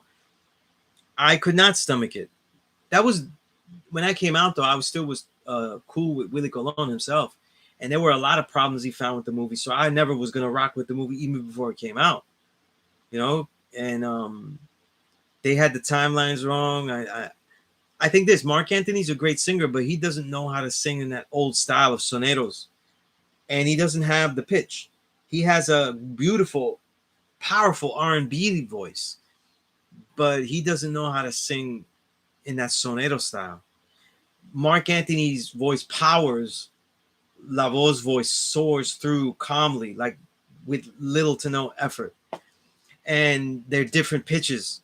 So I would have liked an actor, obviously a better actor than Mark Anthony, but I definitely would have wanted an actor that was not a singer and would not sing it, would be lip singing Lavoe's real songs, because this was made for an American audience.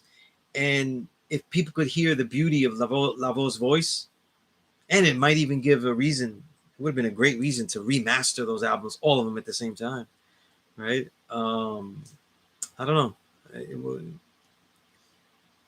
I tried to watch it again though, and I couldn't get past 10 minutes. You know what I'm saying? I just went back to watching. If you look up Hector Lavoe online, you'll see his natural singing ability. You know what I'm saying? Even as he did drugs, alcohol, he's a singer that one of the rare singers that did so much damage to his body, and he fell off. But during his whole recording career, he never sang badly. You know, even I love it. The last Billie Holiday album, Lady Satin. But every writer admits that she didn't have like the range and that Lady in Satin, but it's a beautiful album. It has so much soul, It's one of my favorite albums ever. And it's a classic. It's a classic. Yeah. Sounds funny, but it's not. It's her most least technically gifted album. But what people forget about singing is that the older you get, if you still can sing and have a beauty in your voice, what happens is that you transmit an essence. You can put more feeling, more emotion into it, right? Like OC said, the more emotion into it I put into it, the harder I rock. You know what I mean? And that's what happens with that Lady in Satin album. Just beautiful, absolutely beautiful album. Mm-hmm. So that's an example. But yeah, Lavoe movie needed to be without anybody else. You know what I mean? It needed to be lip sync and not redoing it again. Oh, that's what you meant. I didn't know what you meant by jazz man. Yeah. And you know what I was saying about Miles Davis? Herbie Hancock started out with Miles Davis, so massive amount of legend. See how he took you right into hip hop. Miles Davis will do that. Yeah.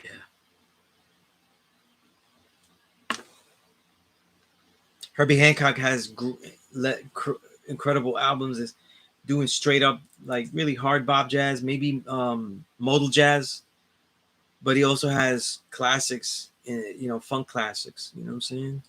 So, like Headhunters. So he's a real legend. You know what I mean?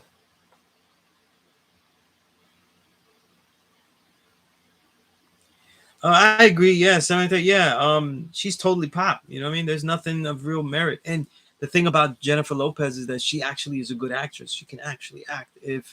But like you, I'm not really interested. You know what I mean?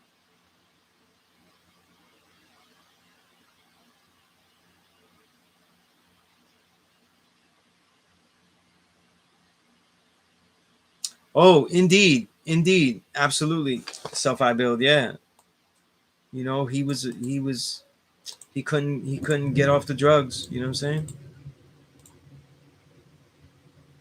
You know. The Crown Prince of Reggae, Dennis Brown. I have a huge Dennis Brown collection. You know what I mean? Right? Sampled him for that Nas and Marley song. The track is crazy. You know?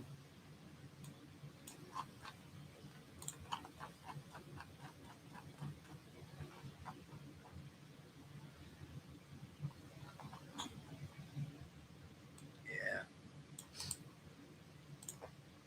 And you know, most singers they have some kind of vice. You know what I'm saying?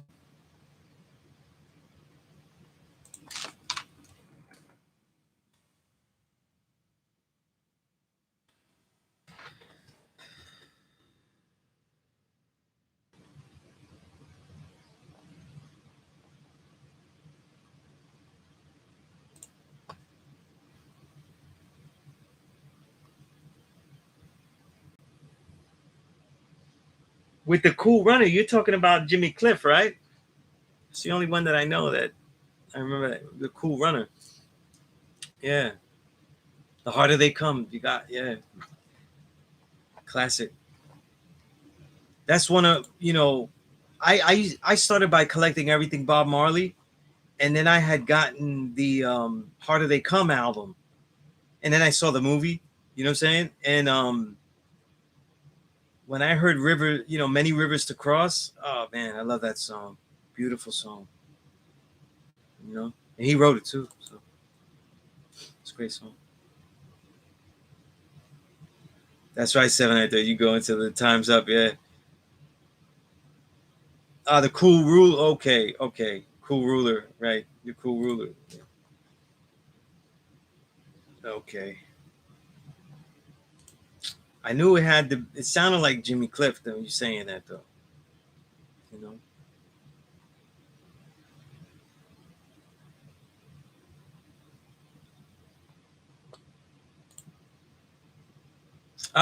Okay. Gregory Isaacs, yeah, Night Nurse. Okay, I don't know all their nicknames. I didn't know. I knew somebody was Cool Ruler, but I didn't know who it was though. Yeah, I got a big Gregory Isaacs collection though. I just was sharing my favorite song with somebody, uh, you know. But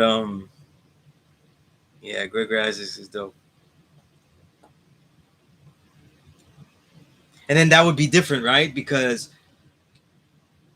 maybe Dennis Brown, Gregory Isaacs, they'd be more. They wouldn't be really roots, even though Dennis Brown would be in the. He'd have some root songs, but they would be more like you could also put him in lovers rock. Definitely Gregory Isaacs. So you'd want to pick one to get into these different lanes because reggae had for such a young history, a short history of making music, recorded music out of Jamaica. They have so many different styles and genres already. It's amazing. You know, out of the reggae umbrella. They just put everything under the reggae umbrella.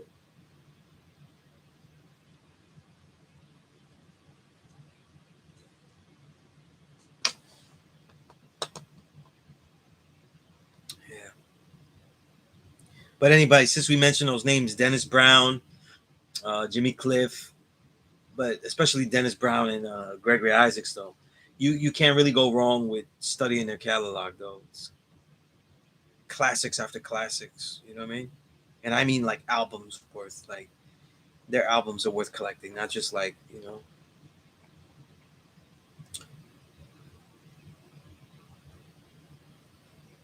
It's not would Allah be testing himself in the 38th degree, 1 to 40, creating a when we made Devil though, it's to show and prove that Allah's the God, always has been, always will be. But it's not to create an adversary, it's to expose the problem within us though. And to turn it into a goal that could be visible by making it into an individual. I'm so glad that we could rewind here because you know what I mean? But the making of the devil is to really make the reality concrete. You know what I'm saying? You know what's crazy, Malik? Is I have a lot of Peter Tosh records, but I'm more out of the Wailers. I've always been more of a fan out of the two Wailers, besides Bob, of Bunny Wailer. I love Bunny Wailer's catalog. You know what I mean? It's smooth. You know what I'm saying? It's smooth. But that's what I like though. That smooth shit. I might listen to some Bunny Wailer. We got gotta get back to reggae. I've been, I gotta get to the Lovers Rock, right? Yeah. By the way, if you watch movies on Amazon Prime, we'll see if it's still in there.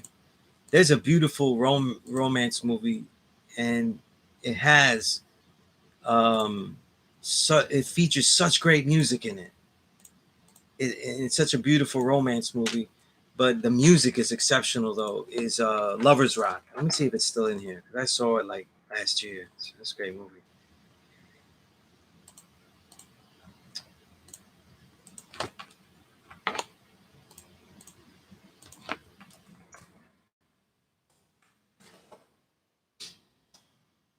Let's see.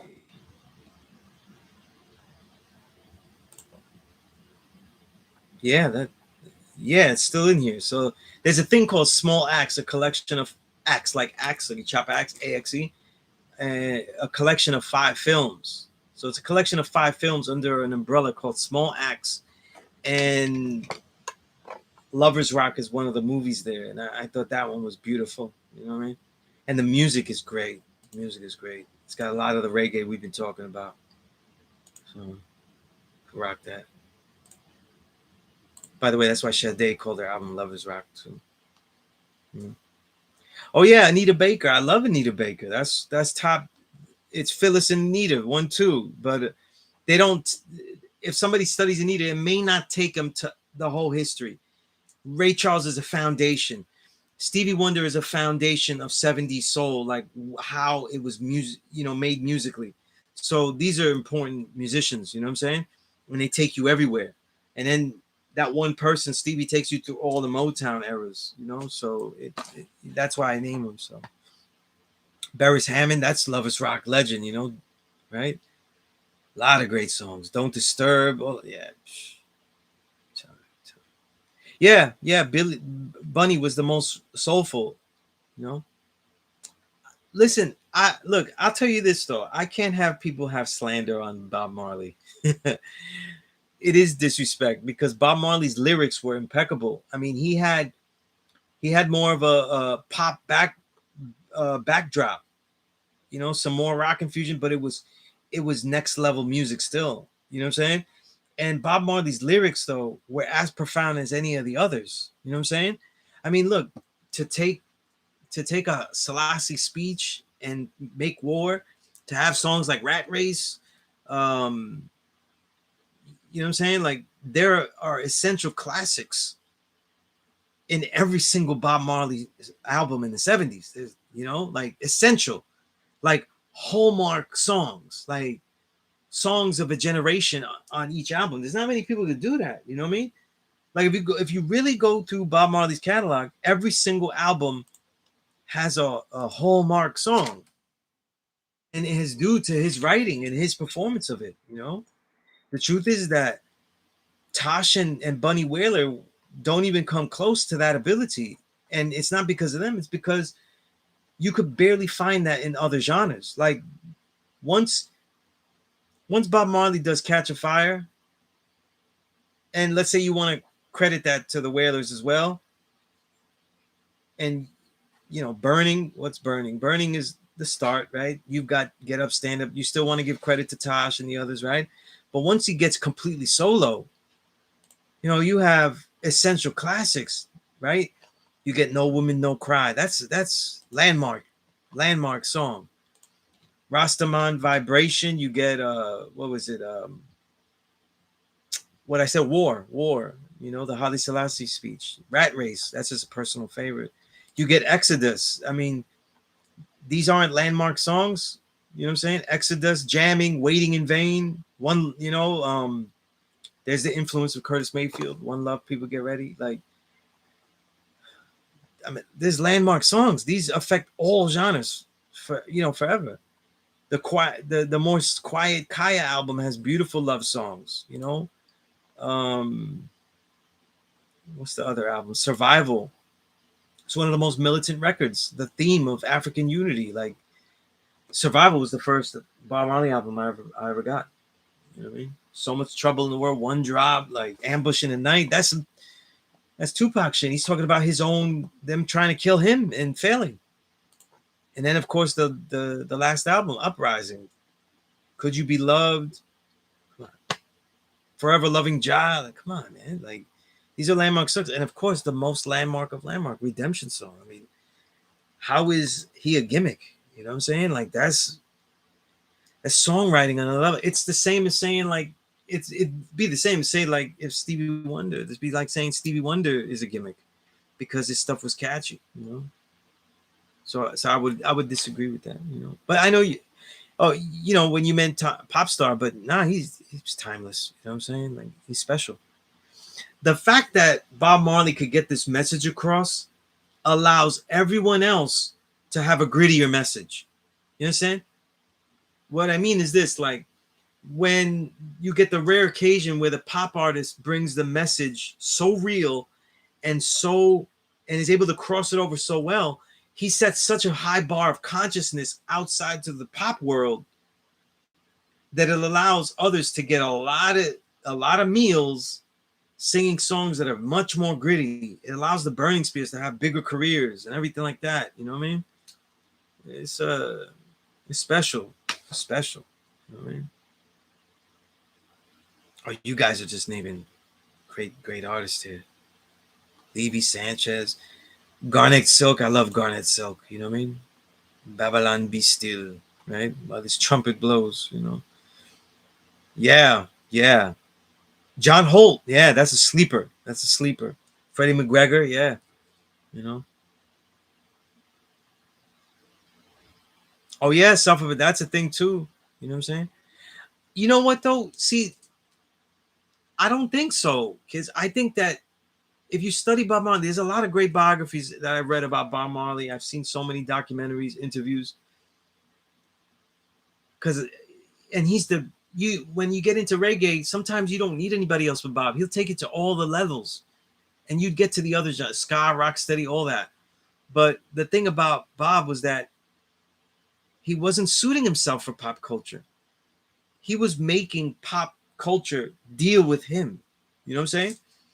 You could talk about his music being diluted, but the problem with saying that as a loose statement is that the albums were played very, very well musically. It's almost like saying that Michael Jackson's music was trash because it's pop music, when in reality, it's just soul music that has more pop appeal, commercial appeal, more rock guitars, more rock solos, more of a rock foundation in the bass guitars. But the music is high quality. So sometimes when we do that pop culture thing, it doesn't always work. You know what I'm saying? We see it more in hip hop because we're clearly seeing a more diluted approach. But you know, I just can't. Yeah. I'm very, very biased to the idea of Bob. Like, it's a landmark. You know, it's a landmark. You know, I think anyone with a collection, if they have a deep collection, they need all of those albums I mentioned. They need every Bob Marley album. It's not even that many, you know. But let's see how many you need. I went through them, but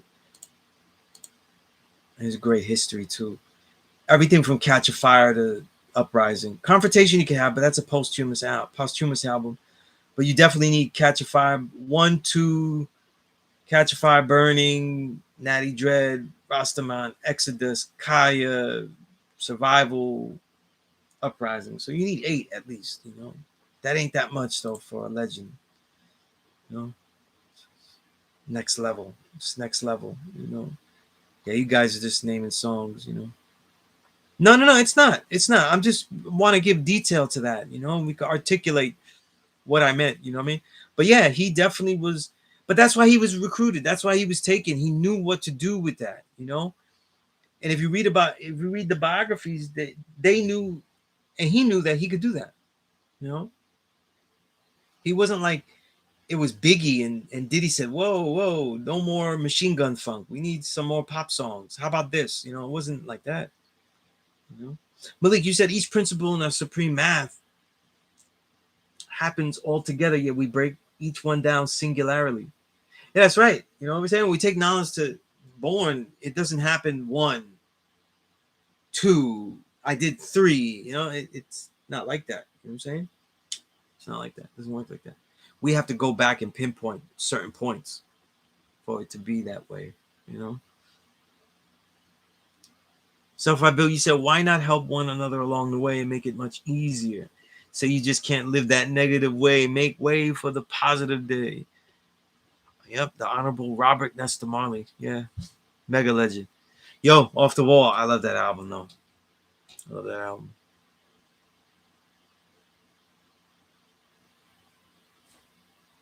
I mean, he was posthumous, the ones with the hip hop artists. They're just putting music on top. You know, we never met any of them, but there's a lot of nice, better songs that I expected to come out of those merging hip hop artists with them. You know.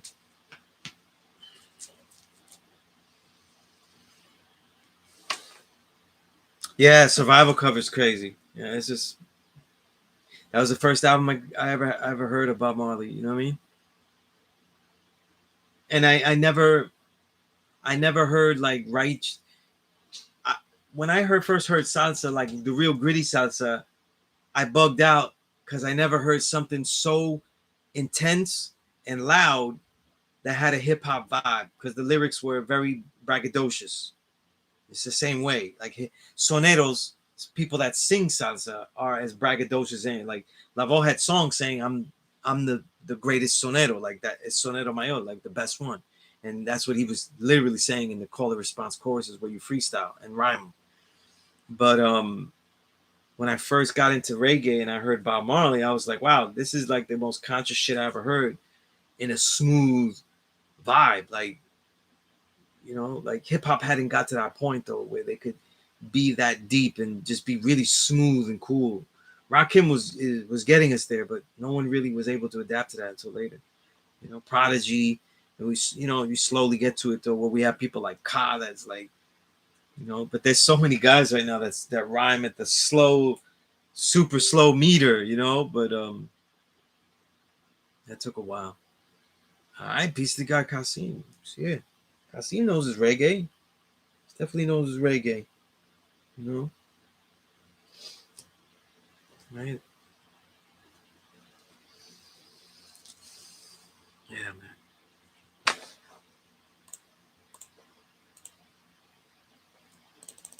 Any more questions? I've gone from genres to music to reggae to espousing my admiration for Bob Marley.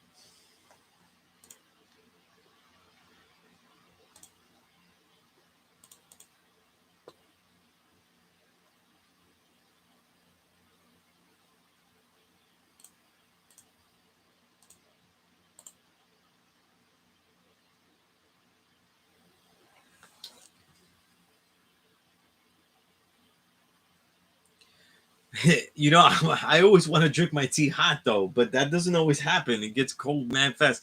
Yo, in the winter, I'll be drinking the tea mad quick, and it goes against the Chinese way. Like, so a lot of times my tea gets cold. You know, there's a saying though the Chinese have that said, "What fool drinks his tea, fast?" And you're supposed to savor it though and stuff. You know, but no, tea's got to be hot. I don't like cold. I don't drink iced tea. I don't drink iced teas or cold teas. If I'm with my daughter and she wants to go to a shop and get teas like that, but I don't really make them. I don't really make cold teas.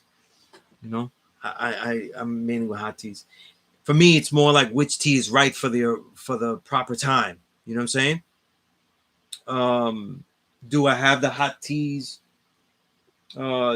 guayusa tea, yerba mate during the early morning and the early day. But once I get to the evening, it's going to be green teas, and then for the late night, it's going to be peppermint or chamomile. You know, like it's when you drink your teas and shit. You know. Um, but yeah, I always I favor hot teas. No, I didn't help with Rome Street's album. You know, I just know Rome Street's. You know what I mean? And I've interviewed him many times and stuff like that. You know what I'm saying? He's an exceptional artist. You know what I mean? And this album is great. I think somebody asked me if I liked it.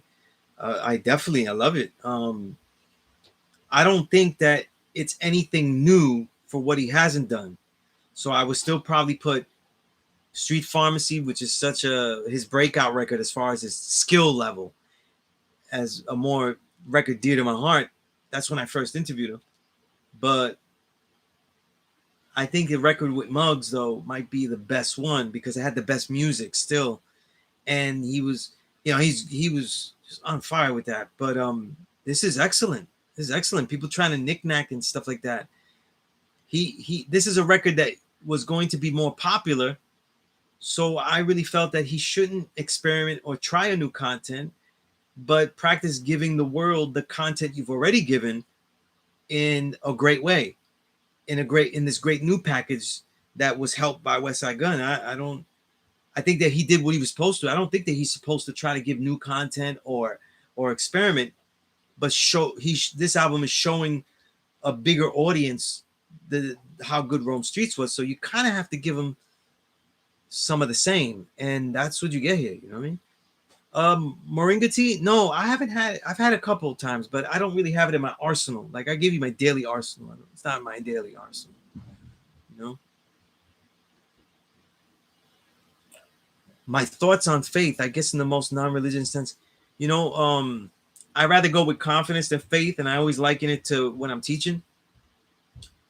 It's the amount of time and the patterns that lead to confidence. So you may not know the exact truth of what is to come. Will Sunez be here? Will he teach class, right? Or whatever. Will he be there?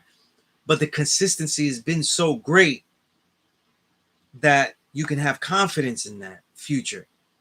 Whereas faith means you don't have much knowledge and you don't have any of the science or the probabilities or the possibilities in any kind of account to even say that it might work out or not. So you're in the dumps, you know?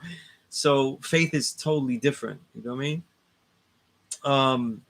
Even when a person uses it good, like I have faith in myself. I don't know. It's that sounds more like you're trying to convince yourself of something, but the language is awkward. No matter what anybody says, the language would be awkward. So, you said, Kiz, you said confidence is rooted in knowledge, right? Knowing what you are capable of acting out. Faith is more akin to belief. Exactly. You know what I mean? Exactly. So the thing is, though, is that it's not about just using the word confidence instead of faith. It's looking at the way you look at situations and saying, I might be using the word confidence, but am I really dealing in my reality? Am I really dealing with faith? So that's the thing, you know? Like how much can you gauge the probabilities and stuff like that?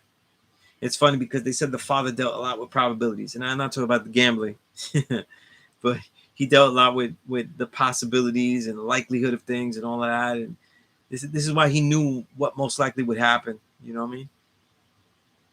You know, Gallo Ruco green tea. You know, I don't think I've had that. You know, the green teas, I've had a lot of different green teas. Regular green tea, things mixed with other herbs like ginger or something. White tea, which is green tea, but the delicate part of the leaf. Gunpowder green tea, you know what I mean? I've had that. But I've never had that. At least I don't remember. I don't, you know.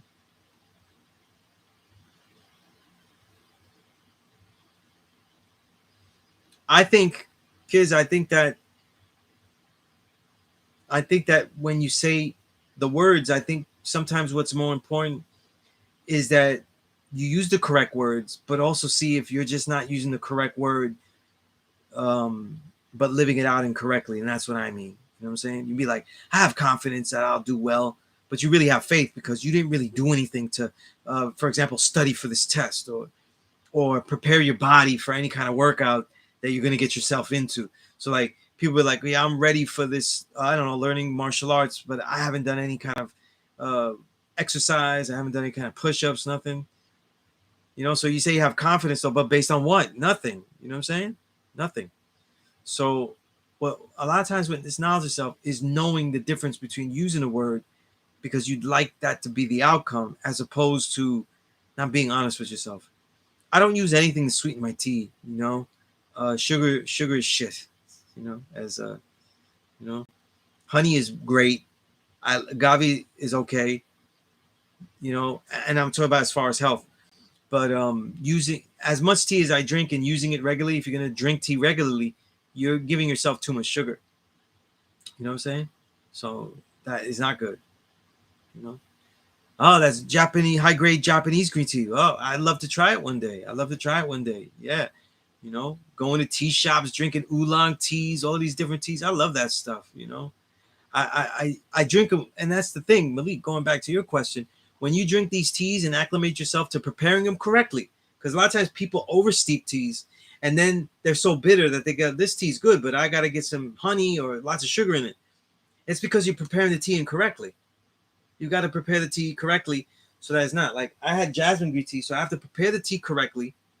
So that means that I put the loose leaf in, but the water cannot be boiling. You know what I mean? So you have to get it to where it's not boiling. I have like a button kettle. So the button kettle is going to tell you it's not going to go to boil. But then you can't put too much of the leaf in there because then it'll become bitter even at the right temperature of water. And then you want to drink it timely because if you leave it steeping too long, it'll get bitter no matter what. If you leave it steeping too long. So there's a science to the tea, you know? That's why the Japanese, they were very into the science of the tea, you know? There's a great book called The Book of Tea, you know? I have it, though, if anybody wants it. That's a free public domain book, you know? The Book of Tea. I forget who writes it, though. It's a Japanese writer, you know? But,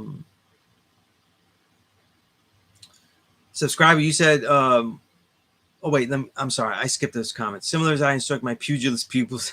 Okay. That's right, yo. So you do boxing. That's peace. That's peace. Okay. You said, I always love green tea, never like black tea. Gairuko is really good. Well, you know what? That's on the list. I'll try to get some. You know what I'm saying? Self, you said soursop, guinea hen tea, serious tea. I think I've had soursop.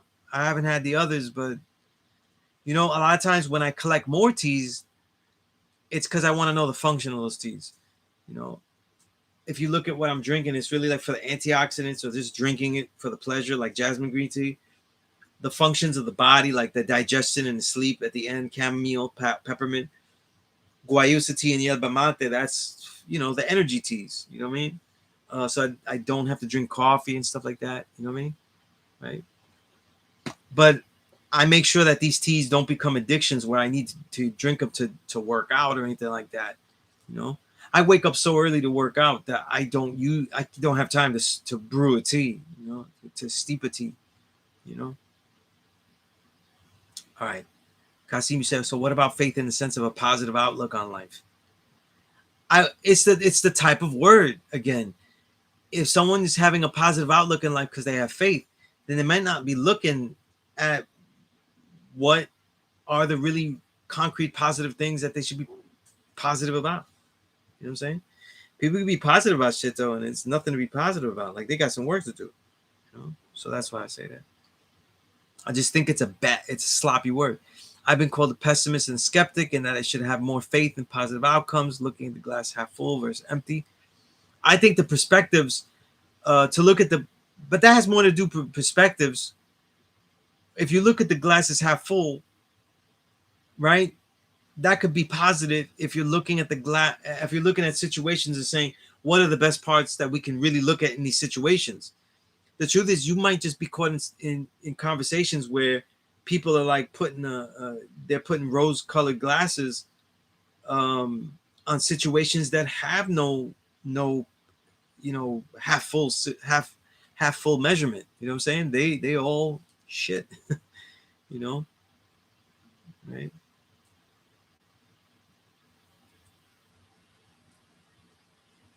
7 9 30. Yeah, you have to test things and test the amount of stuff, but 4 to 6 minutes to steep could also be too long, especially with like green tea. You do not steep a green tea 4 to 6 minutes, unless a white tea, maybe a white tea, right? A white tea is very soft, so you could steep it long. But no, you don't. You don't want to steep a tea 4 to 6 minutes. You know, there are teas I've made brilliantly that, especially with bag teas, because they usually have too much in there. So I'll steep a tea, and I'll just a lot of times I would just dunk it, 1 2, and boom, I take it out. It depends on the the companies and stuff. And then what happens is that people, when they're outside or they have teas outside, it's not so much the oversteeping, but the oversteeping happens because it might be 4 to 6, but you might be given boiling water. You're usually being given boiling water. That's the standard when you're outside. So you get a tea at the store, like, can I have this tea? You're having it, they're giving it to you in boiling water, and not every tea works with boiling water. You know what I mean?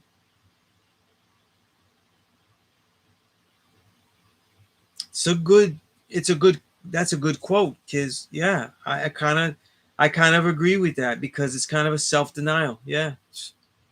It's a harsh, it's harsh, but it's good. You may lose out on reality if you have rose-colored glasses. You've got to look at things more pragmatically. And so, Kasim, people might be saying that instead of changing yourself into a faith man, what I would say is just change the nature of how you uplift when you speak about it. Because you could speak about totally half empty situations and see, how positive you can be about that half empty glass, right? It's all in the way that you present, you know, that inspiration to others. It's like Khalid Muhammad says that, you know, a lot of teaching with our people, is not just education but inspiration. Right? Remember he said that on the Donahue show. One of the greatest displays I've ever seen in the history of representing in an interview was Khalid Muhammad in that Donahue show. You guys never seen it though? Definitely do the knowledge. You know what I mean? Japanese have sado, the tea ceremony, science of drinking tea. Yes, they do. They are the ones that really, really take it to the next level. You know what I'm saying? Even though the Chinese and stuff, they are very experts on the herbs, but as far as the rituals of drinking tea and making something, they really do it beautifully. That's why Jarrell's, how long is steep roots? It depends on which one. You know what I'm saying? It depends on which one. And sometimes it's like it's you testing it out. So some things, like if you steep a ginger tea, it's as long as you want, because it'll get more gingery, and that's a good thing, right? Mm-hmm. Subscriber, you said Gayokuro tea leaves are shielded from the sun for at least 20 days with straw mats before being harvested. Yeah, wow. It's really amazing how these things are made. This causes both the amino acid theanine. That's right. That's the calming chemical, phytochemical that is also in green tea as well. And the alkaloid caffeine in the tea leaves to increase, which yields a sweet flavor. You are continuing to pitch it though, and I am now sold, right? Right? How would you measure success? What would you deem failure? You know what though? It's real simple. There are simple goals though for life, the people you love, and all those things, and you have to achieve them. But then it gets to a level where in your life, your personal life, of all you do, every single day, are you giving it all you have and all within your power? And you can say you go to sleep at night knowing that you gave it all you have within your power. That you look back on situations that you may have done things wrong, but you gave it all you have and all within your power to try to continue to learn and to continue to correct your errors, not by having faith, but having confidence in what you know how to do, and always relying on what you know how to do. And what would you deem as failure? The failure is that where you go to sleep and you say you did not give all you have and all within your power, you could do much better. But see, deeming failure though is one of the most honest ways to prepare success, right? Kids, you said mastering the tea ceremonies was of the utmost importance to Miyamoto Musashi, right? And for the people, who was that, right? Let people know who was that, since you said his name, right?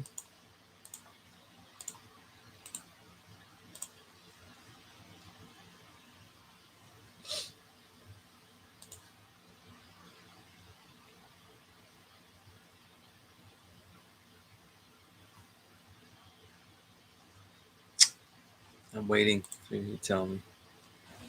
All right. Musashi was the one who wrote the Book of Five Rings. He wrote other stuff too, though. Yeah, yerba mate is dope too.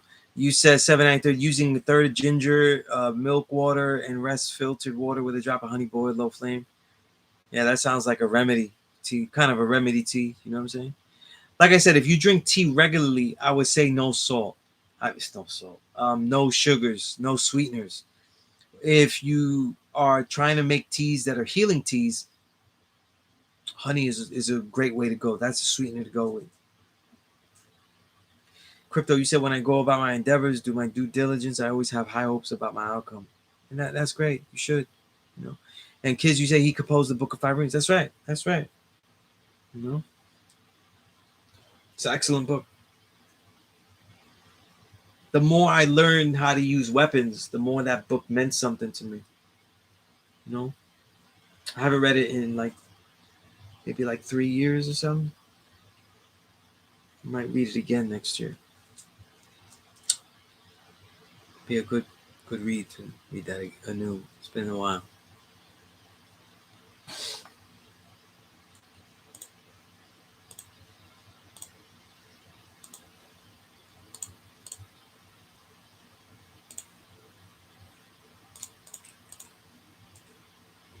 Okay.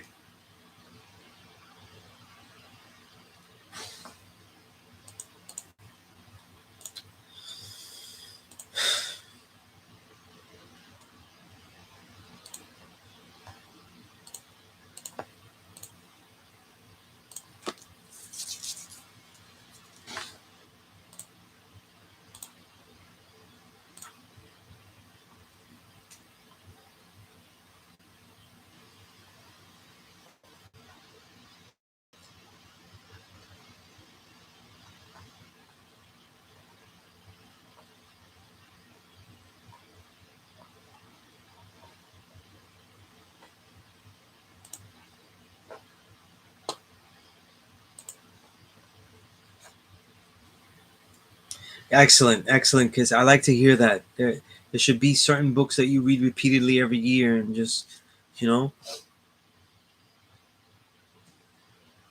excellent. That's excellent, subscriber. Yeah, you know, you should. Yeah, it's an indigenous drink. You know, I drink yerba mate loose leaf, but I'm not like a great at preparing teas, and the way that they prepare the tea is so.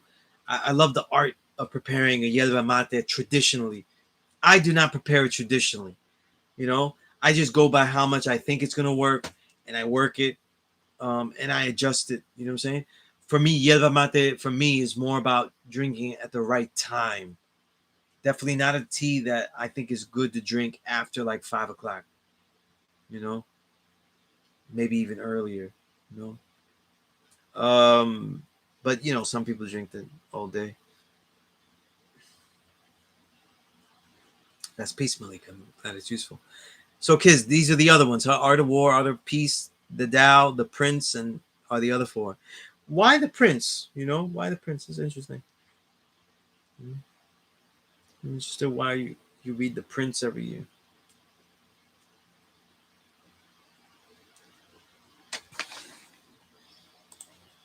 Not saying it's bad or it's good. You know,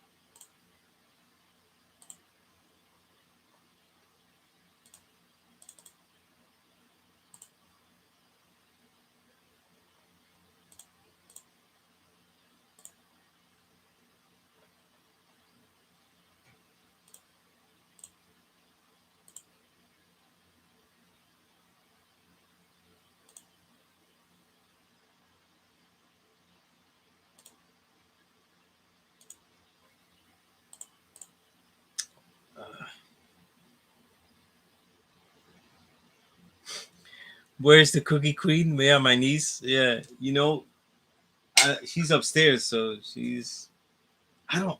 Yeah, I don't know if there's any cookies here. No, there are cookies here, but they close in the box.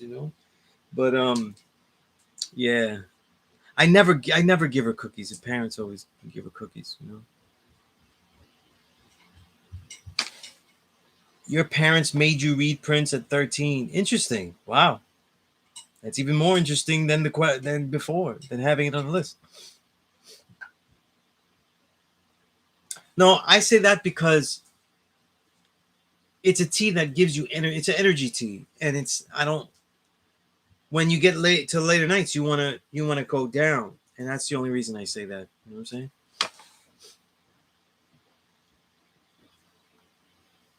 Crypto, you said I was on Peru and I drink cocoa tea. That pretty crazy. Wow. Okay. The natives drank it to help to scale the mountains and aid with the altitude. That probably was definitely an energy tea. Peace to God, self I build. Peace, God. Peace, God. Um, what the cookies you talking about? I don't even know. We just have vegan cookies here, so I don't. Some kind of vegan cookie.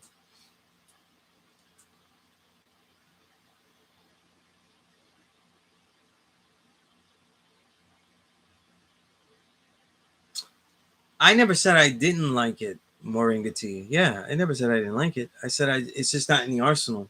You know what I mean? It's just not in the arsenal. That's all. There's so many teas I like though. I just haven't gotten around to you know incorporating that. You know, but it may be. You know what I'm saying? Yeah. Just because I have certain teas that I go with now, like there was a time where I was really into like these particular oolong teas I was drinking. You know what I mean? So you know what I mean? Between the need to drink functional teas like the guayusa and the yerba mate, and I perform best with the guayusa tea. But and then the peppermint and chamomile, they're very functional, especially late at night or after you eat and it's not going down right. Like peppermint is great, but then the other teas are just for choice and stuff. And there's just so many hours in a day to drink all this. You know what I mean? Right? So that's what I mean.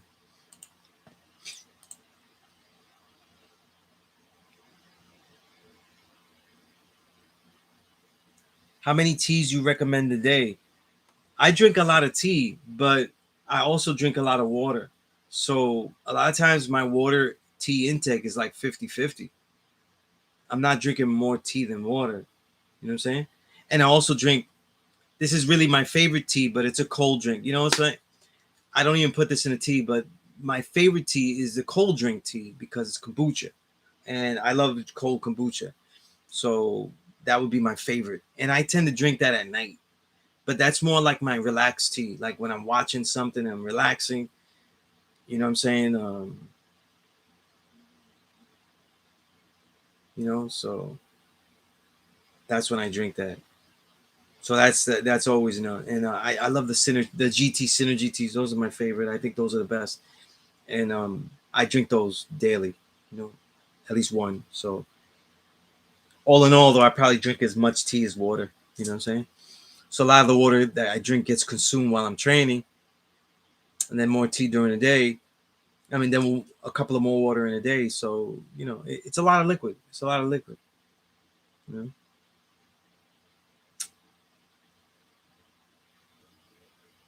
Well, there you go. There you go, subscriber 1024. I'm not averse to anything though. You know what I'm saying? Like, I might, I might actually try the moringa tea. You know what I'm saying? Like, it's not like it's a reason like that I'm not using it though. It just hasn't like been the one. Like a lot of times it's because I haven't found like a loose leaf that I could, that I could get good, or just because I'm really into the other ones. You know what I'm saying? So it's rotation. Sometimes, and I haven't been in the mood to try like new teas lately. You know what I'm saying? But that's all. You know,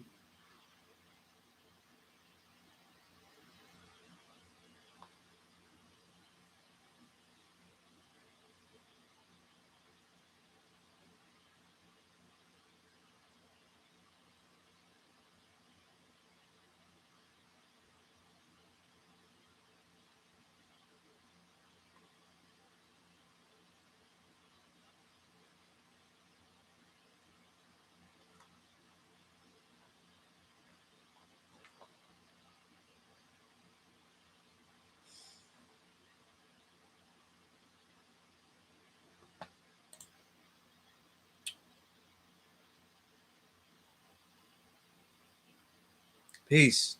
Nicolo, peace. Okay.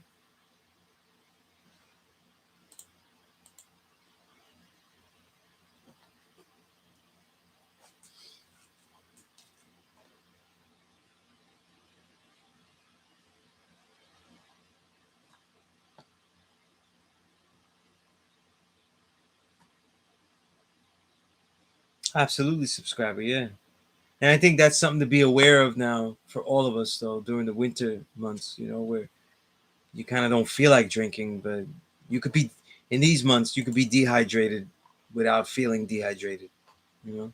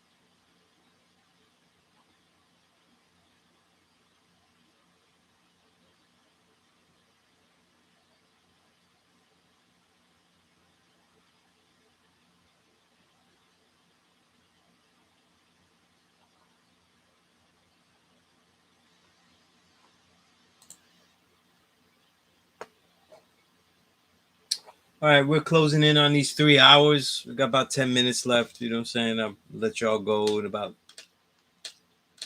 9:20. Um, I'm gonna put my email down here. And anyone that's interested in the Peace Course book, that is out now. It is not required to read it to learn from me.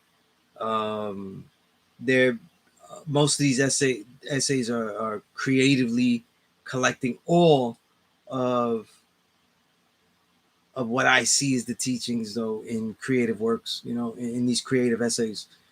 So they got a lot of jewels, but it's nothing I wouldn't teach you. It's just in an artistic way, an uplifting way, a very creative way that has never been done. Um,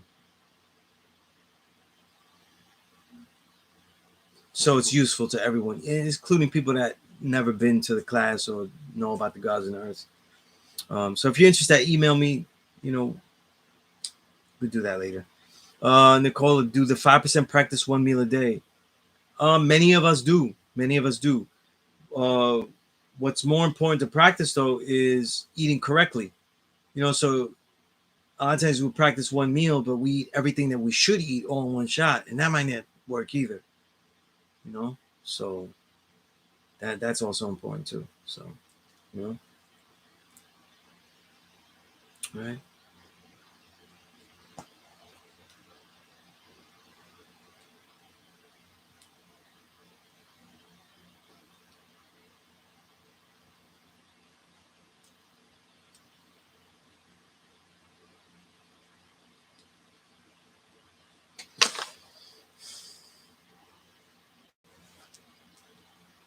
Malik said, I've noticed that having the knowledge can have one being a pariah or being or one have one being a pariah or being studious. It's certain.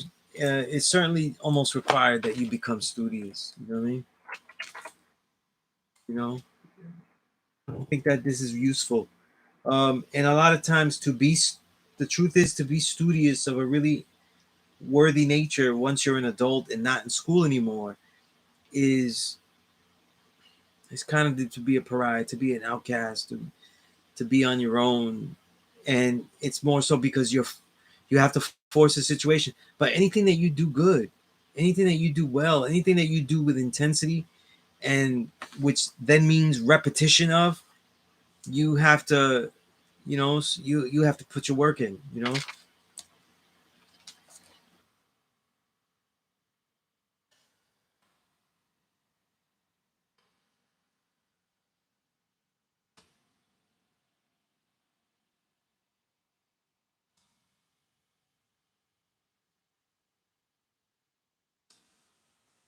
And if you're not in the US, I could get that book to you, but I would have to tell you the rate. You know what I mean? I would have to tell you the rate. But if it's in America, the United States, I could get it to you with that price. Okay, it's a little. All right.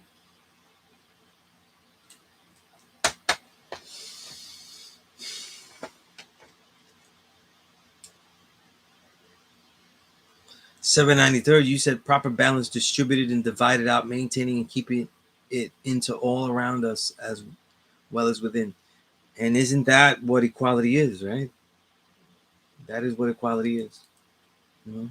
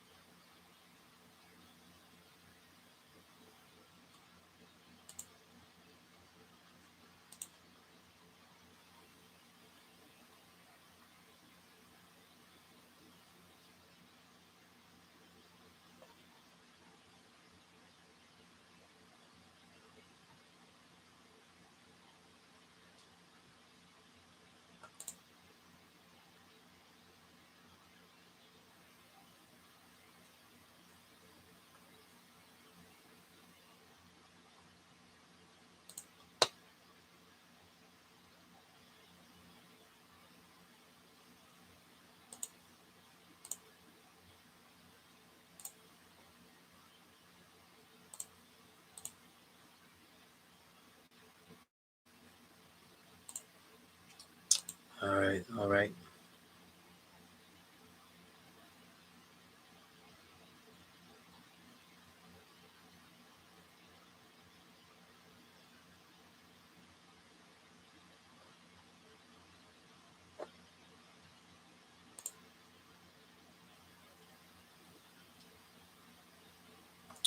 I don't have anybody that could translate in French. In fact, I think that translating the way I write would be very difficult because I have a lot of nuance that go. I really play with the language, so I do a lot of things that would stifle translation. You have to really have a real understanding of what I was saying. Malika said, "Get lonely at times that I wouldn't have it any other way. Yet learning how and when to teach among the 85, it makes it worthwhile. You know, everything that is done great comes from a lonely lab. Everything, everything, and especially as a personal thing. You know, in my life, it's all from this lab here. So, you know, this year I've published 3 books. There's no way I'm not doing that by forcing myself to be alone. You know, or forcing, but wanting. You know, wanting. Right? And it's years and years of putting things together and stuff, you know, developing, right? Everything. If you want to be great at something, you have to learn to live with yourself. You know what I'm saying? Right? Your discipline will fail when you're alone. It will not fail when you're among people. Peer pressure is a weak challenge to your discipline. That's the lower level. The higher level is how well you discipline on your own. Right? Will you train though if nobody's there? You're alone in your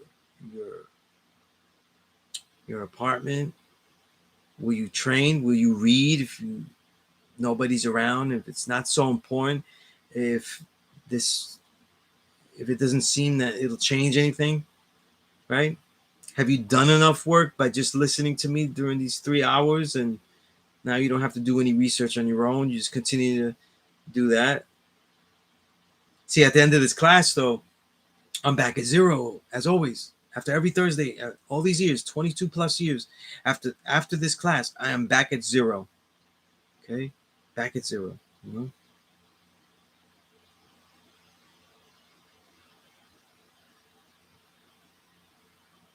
So that's important.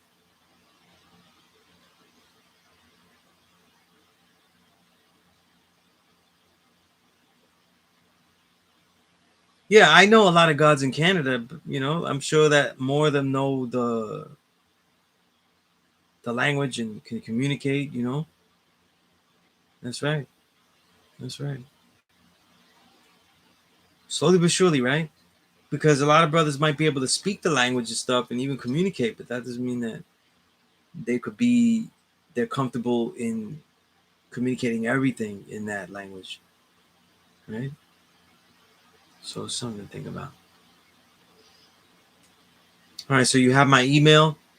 As we get to the colder months, so if anybody still wants to get some, I always throw it out there. If they want to get some crucial lessons to kick off into their indoor training, I'm still available, in Staten Island.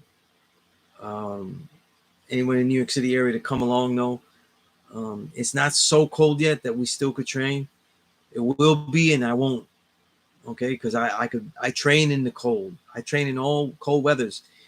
It's only precipitation like ice and cold rain and bad conditions. But if the conditions are dry, I train out there. So, but I don't teach, so I'm not gonna stand around. You know what I mean? And students aren't used to that, so they wouldn't get the quality. But if you're interested to try to get some of this knowledge before the winter comes, let me know. Also, inbox, that's uh, email me. Um, if you're interested in the book or any of the books I've written on hip hop and all of that, you let me know. But what's most important though is that if you want to be a student with me and learn and get the detailed curriculums, all of that, you have to email me. Okay, you gotta email me. We gotta build. We gotta take it to the next level. And this weekend, whatever emails people have sent me, though, I'll be emailing them out. I have to go in there and stuff like that and do it. And I haven't had that much time to be on doing this. I'm working on another project. So, all right. So, all right. With that said, I'm pretty much at the 3 hours here. So, I'm gonna say peace to everybody. Those are excellent questions. And I'm always impressed with what everybody's doing, though. Actually, so keep on building. Peace.